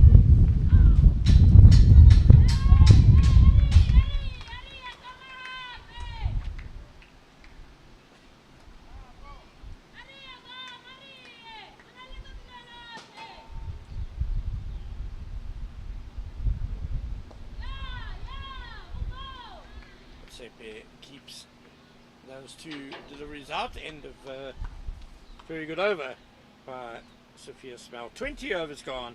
It's 72 for 4, and we're going to have a change of commentary. Zimbabwe international Sean Myers is joining Tapelo Ditley.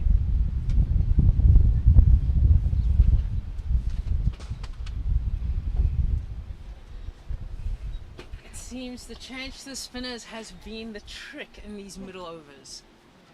Welcome back, Shane. And Leisha Rudolph, I would say, erring a little bit in her line and length, but a good comeback to get the wicket.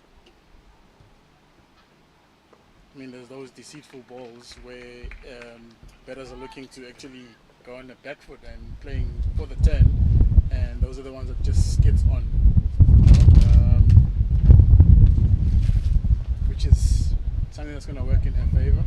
Great shot that by Robin.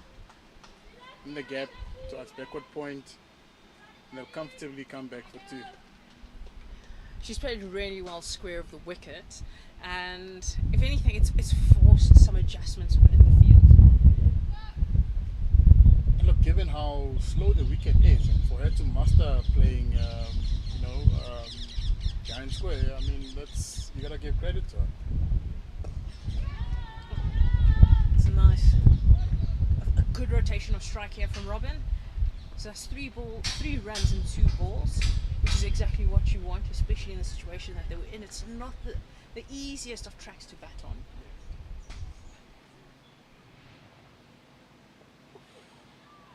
But she is making it look very simple. But that shot is a bit of a, you miss, I hit from Khalalelo. Yep. Matsepe.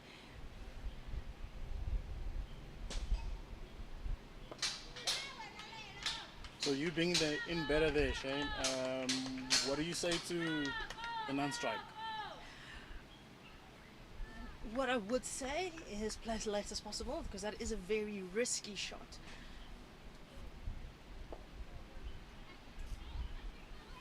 Okay, she's managed to get off strike, and exactly that. It's a risky shot, so be aware, but also know where your fielders are.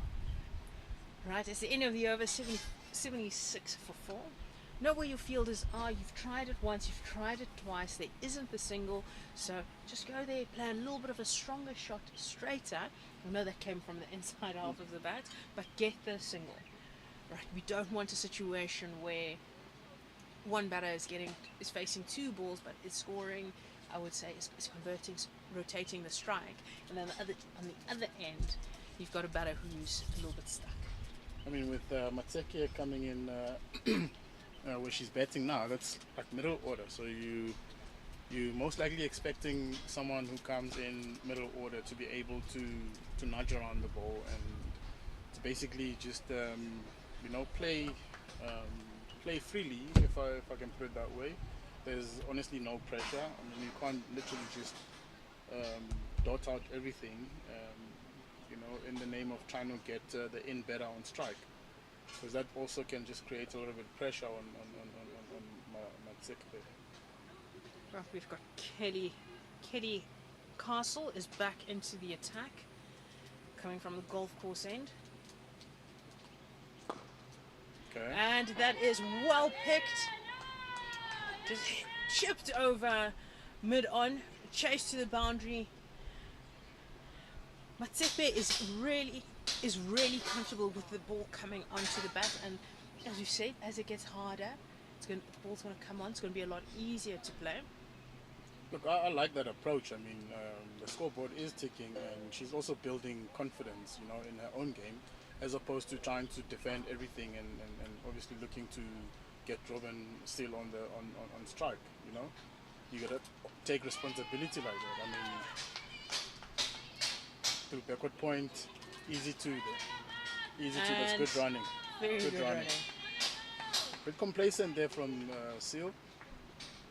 But look, with the intent that she showed now, there's 4 runs on the scoreboard. First 2 balls of the over, that's exactly what you want. And in 2 different parts of the ground, so it's almost a question, where do you bowl next? That's good. Puts off the legs. A much better line, but her length, should we want to pull a little bit back? Especially with the pace that she's bowling, it is a little bit easier that the deck is flattening out. So she wants to be a little bit more threatening. I'd say attack that off stump a little bit more. Yeah. Wicket to wicket.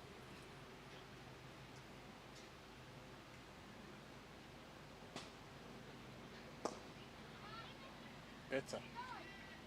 Oh. And I think if that was a hit, that would have been a different result. The wicket that the GCT International 11 need, Robin Searle would have been found wanting. But yes, this is a really good innings, and you can see the potential of a really good partnership building here.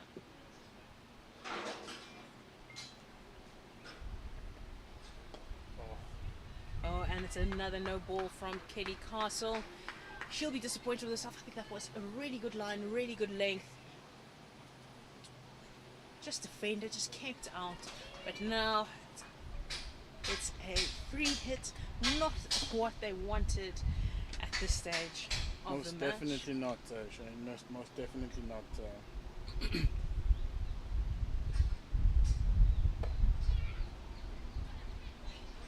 And miscommunication. Chance. And a little bit of a comedy of errors.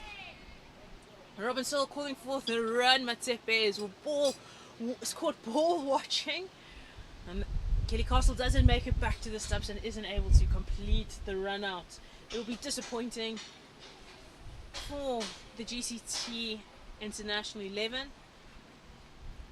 And as expected, Robin Searle, the set batter on strike, and the field is sprayed with a deep square leg, deep mid wicket, and a long on and third on the boundary. But a good comeback from Kelly Castle to finish off the over with the Titans on 84 for 4 after 22. I think the Sky Blues are just putting unnecessary pressure on themselves. I mean, this is not an easy chase, yes, but it should be comfortable for them to get over the line, without having got to take, those type of risks. I think with the cool head that is Robin Searle. She's at the crease. She's batted for a while. She understands the pace of the wicket and the bowlers.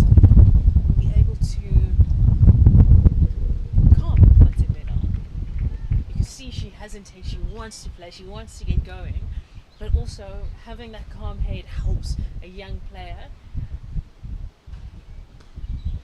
know that they can't attack everything, and you can still score big, but you have to be able. Not everything can come from boundaries. Very true, very true. Not a no ball. Again, with GCT and the extras, you know, they're not making it any better for themselves, you know, with not much runs on the board, and you're still giving away pretty much an extra or two every over. You know, you expect them to be more disciplined, especially after the few breakthroughs that they've got, which would have just put themselves in a very better position.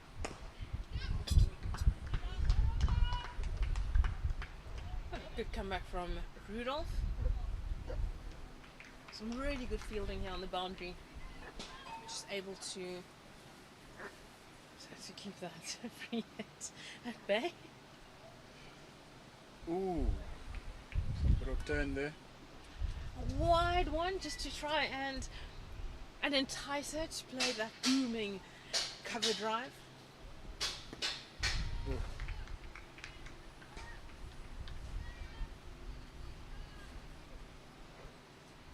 Playing it simple, getting a radar back on track.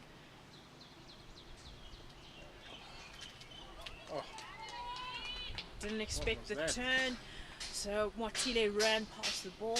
These things, especially when you're fielding in that close, can be a little bit of a downer. Becomes a bit of a challenge, obviously, if you've got your hands on your knees like that. You know, you always got to expect it. You know, I think that's still, you know, the spin doesn't justify, you know, that type of fielding.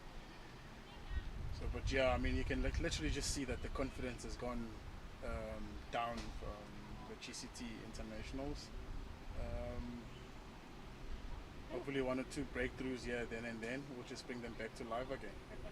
It scores 88 for 4 after 23. With Kitty Castle coming back into the attack, hoping that she will find her radar. Her length would be alright, but her line would stray, or her line would be fine, but then she got a little bit too full. She'll be hoping to just get into some rhythm, because this will be the last one before the global cricket tournament. Kitty Castle will not be playing for any of the teams. She's here with Essex on a pre-season training camp. Yeah. The 3 players from England, from Essex, that will be playing in the global cricket tournament are Mara Carr, the wicketkeeper, Sophia Ismail, the left arm off spinner, bowling very well today, and Florence Miller, so the fielder, you know, that everybody would aspire to on this field.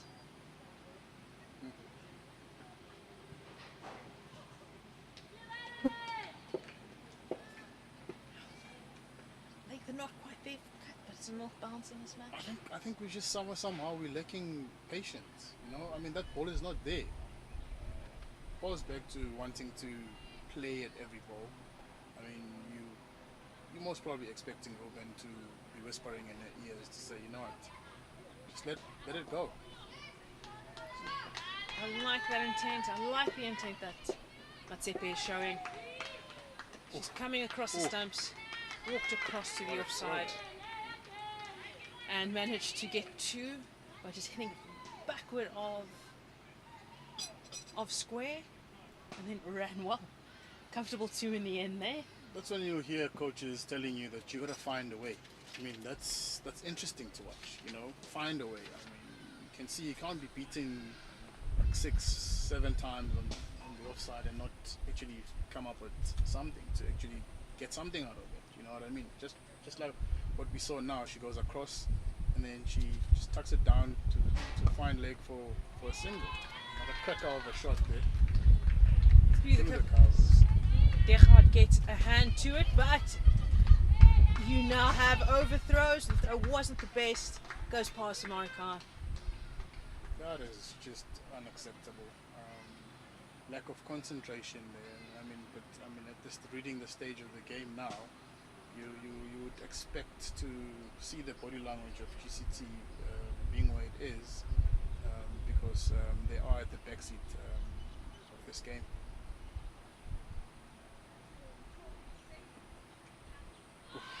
Oh, and that is unlucky, gone through everyone. A big swing, Matsepe misses it, but unfortunately America only manages to get half a glove to the ball, so it doesn't make it to the boundary, but she'll be disappointed. More buys, more extras. But yes, with this GCT International 11, it is a little bit concerning to seeing how you can see lapses in concentration, which is where you see a lot of T20 cricket is paid compared to one-day cricket.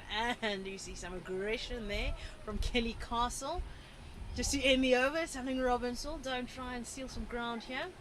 But that brings an end to the 24th over. The score is 93 for 4.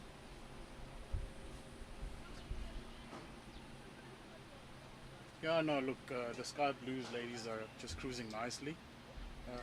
It is actually quite good to see Eke Mutsepe, coming into the party and not just leaving the responsibility to Robin.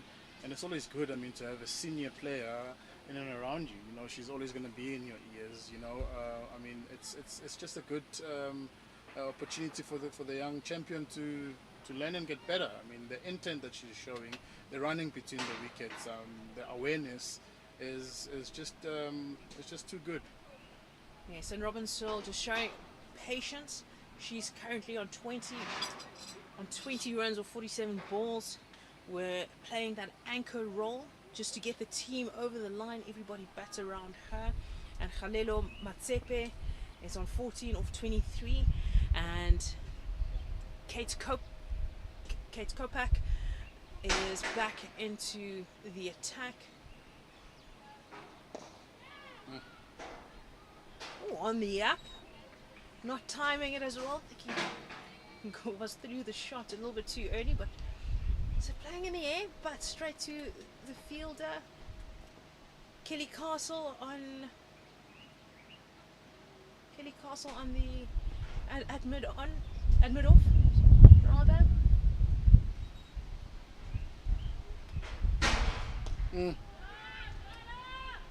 Oh, unlucky! It's a drop catch, a running catch. I think she overran it a little bit, and I think got to the ball a little bit quicker, got to her a little bit quicker, so Matsepe gets a life.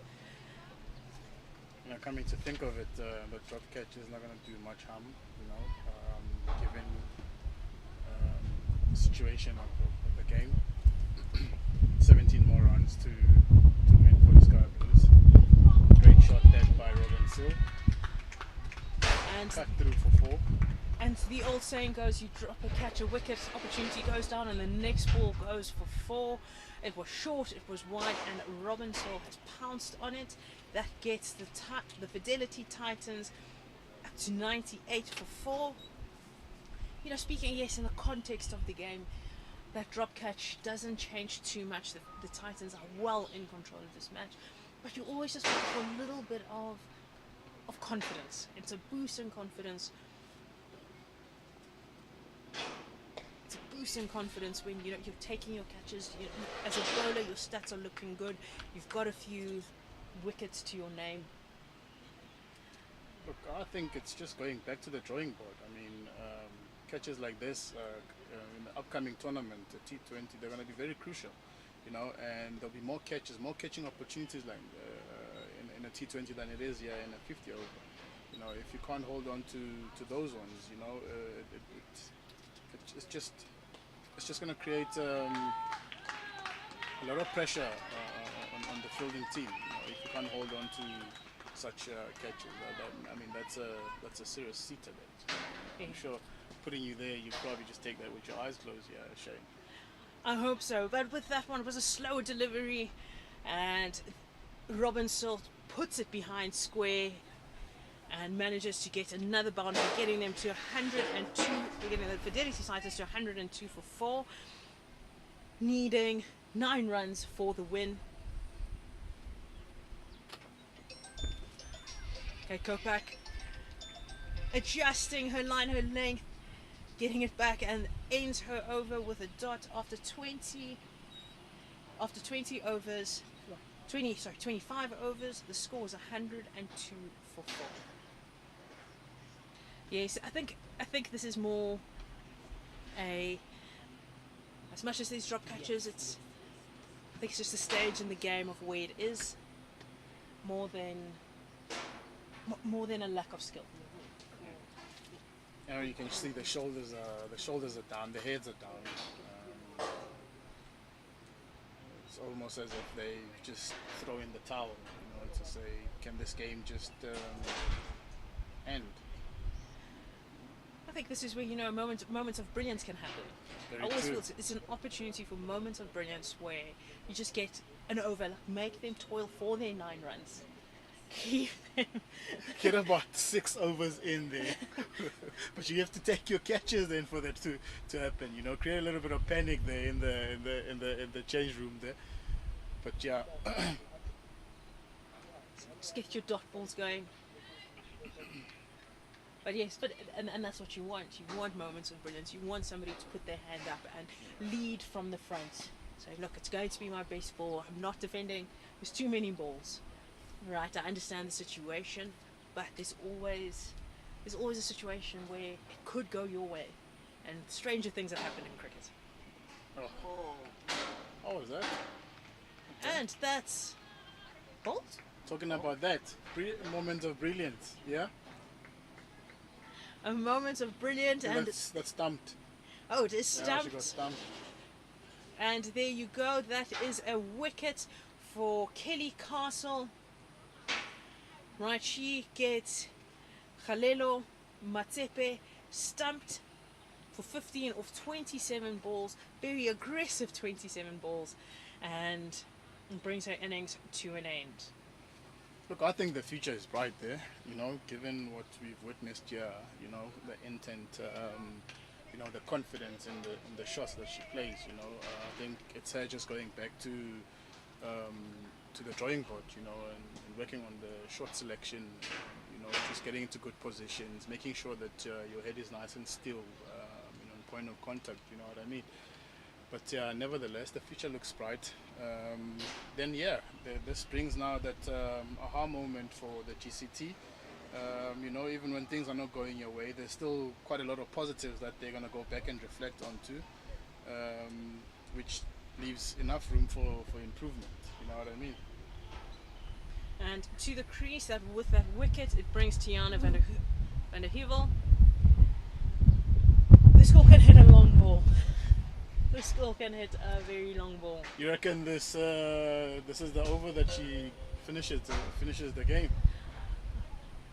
I wouldn't say that. I'm just saying that if it's in her area, if it's in her arc, she will use the power that she has to take it, especially with only 2 fielders on the boundary, being at deep mid wicket and third.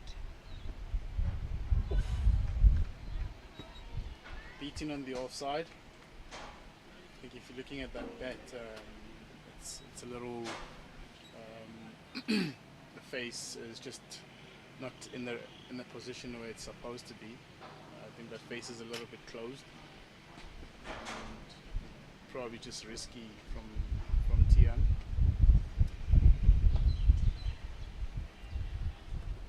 Oh look, Castle is literally just, it's like she's been listening to you. She's just putting in the effort. She doesn't want it to just end like that as yet. So expect probably another aha moment. You know, one of those that they can take home. Confidence booster for the tournament ahead.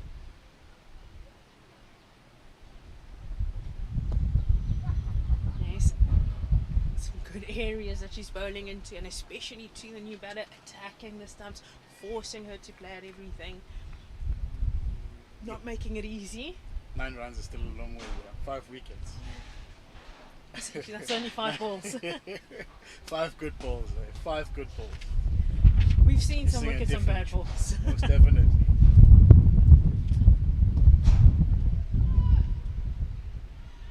backed up with some great fielding there.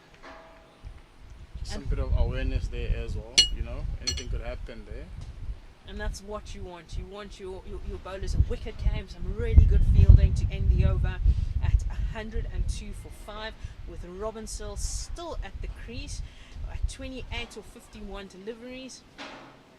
And the new batter, Tiana van der Hevel, still yet to get off the mark. And we've got Kate Kopak back into the attack.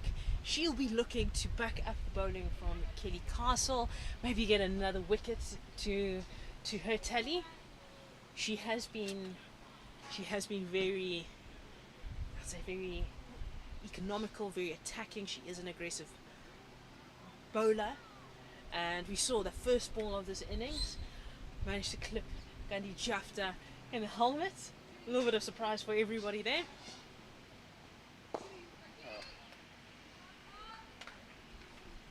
Oh, bold. I mean, I just like the energy that she carries with herself. You know, she's just running in. Really doesn't matter where the game is. You know, she's just giving that fighting spirit. You know, just making things happen. You know. Look, I think another wicket here might just give us some entertainment. Very well played. A deft touch from Robin Searle. She waited for it, played late, made sure to get it as fine as she possibly could. And that's 3 runs to Robin Searle. Some good running between these two. Van Hevel, for that last one, had to put on her skates, ensure that she got home safe. Yeah, and I'll talk about playing the ball late. I mean, Robin Searle has been mastering that. She's always picked that gap every time she looked for it. You know, she makes it look very, very easy. You know, very calm. She's been doing very well for her team, leading by example. And short, wide, and slapped through the covers. What a way for Van der Hevel to get off the mark. And nobody, well, certainly she's not going to complain. It just sat up. Not the best ball from Kopak. She'll be wanting to adjust that.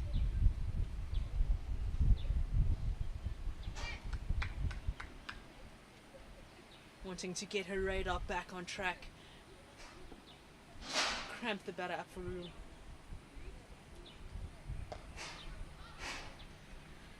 With that boundary, the score is 109 for 5.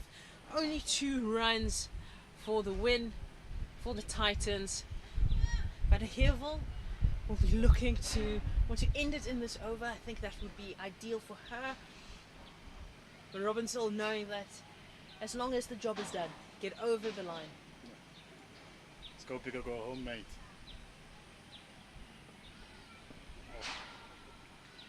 Not too comfortable with that line and length. Something to keep in mind. I mean, if you look at the head position there, it's just as like way outside the line of the ball. You know, I always feel like balls like that, you always gotta cash in. Those are just freebies, you know. But now, if your head's falling all the way outside of stump, you know, which makes it very difficult for you to execute that shot. Like it's just the angle. Kate Kopak has just been coming in and angling it in, wanting to attack those stumps, and also knows it's a lot harder for, you know, especially playing it off the legs to hit it into that leg stump. So it's worked for her. I think that's how she's been playing throughout this innings. But it is the end of her over. After 27 overs, the Fidelity Titans 109 for 5, with Sophia Smale coming into the attack. She'll be looking to get another wicket to her name. Yeah, and in the very same breath, the Sky Blues are just 1 hit away from getting over the line, and I think it would actually be much great if the skipper gets the team over the line. I mean, she's grafted and stuck it through, you know, when everyone else was holding around her. You know, it'll be worth it for her to just, you know, just finish it on a high. Yes, 2 wins from 2. That's always the confidence you want to have going into a tournament. Oh, goes for one. Realizes that mid on is deep. Motile hasn't necessarily found the stumps yet, but scores are level with Van der Hevel on strike. Only one fielder on the boundary, and that's a cow corner.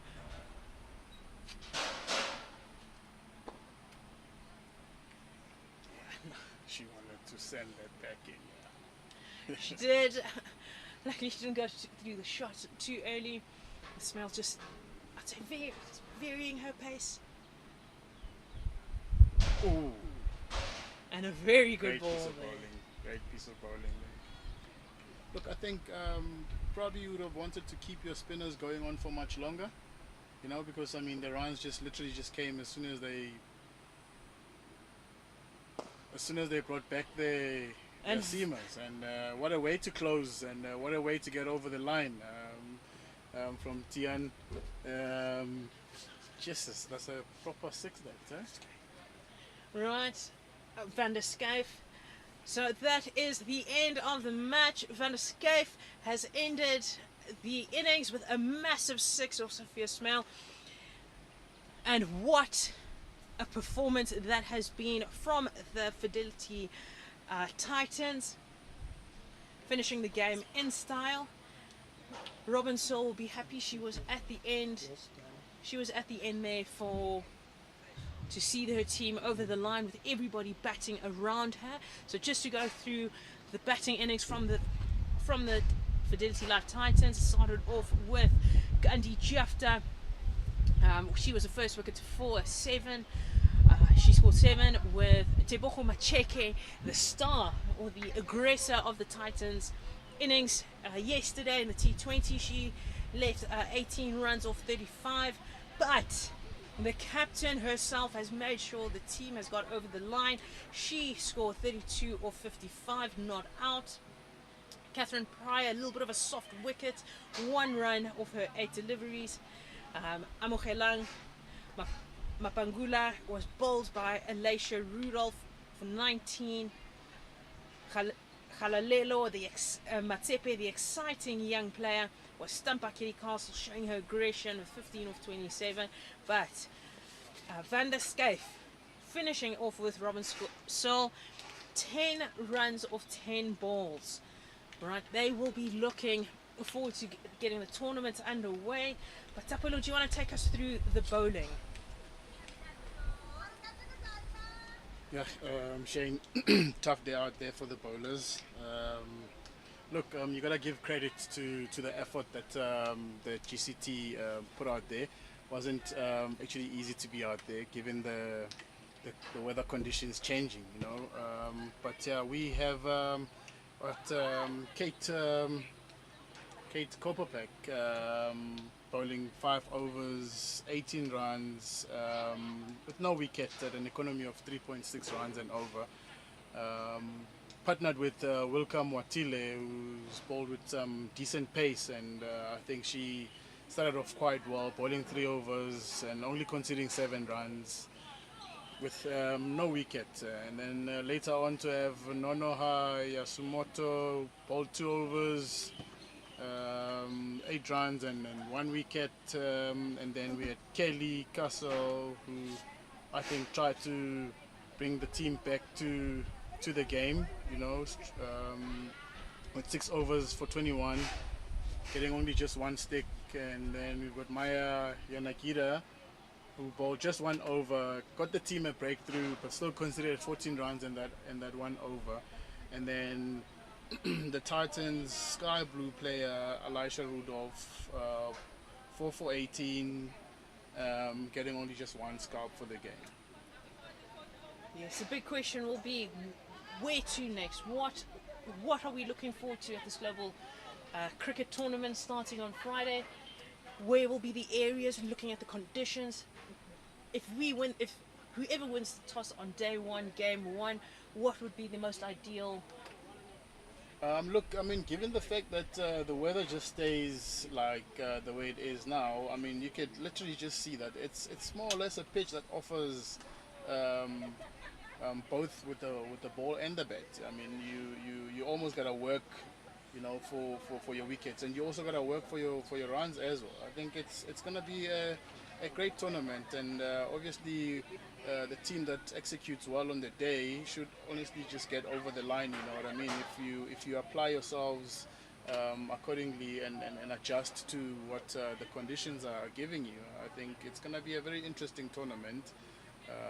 Thing is, with this game here, we probably didn't get a true reflection of how the teams will do, because it's a longer format, which is a 50 over. You know, so as I was saying earlier, it would be interesting to see how they then adjust from 50 overs, and now knowing that, oh, we only got 120 balls to bat. You know. But yeah, man, it's going to be a very interesting T20 tournament. Yes, and you've heard it here first, right? It's all about execution and making sure that you do the basics, read the conditions, and show intent, which was shown by Ava Gray with her 36 or 46 deliveries, and Robin Searle, who they stayed in and applied themselves and were able to score runs and get and I would say help their teams. But yes, thank you so much, Tapiro. Thank you again for tuning in. We look forward to seeing you on Friday, the 17th of January, for the first game of the Global Cricket Tournament. My name is Sean Mayers, and we look forward to seeing you there. Have a great afternoon. Cheers, Shanae.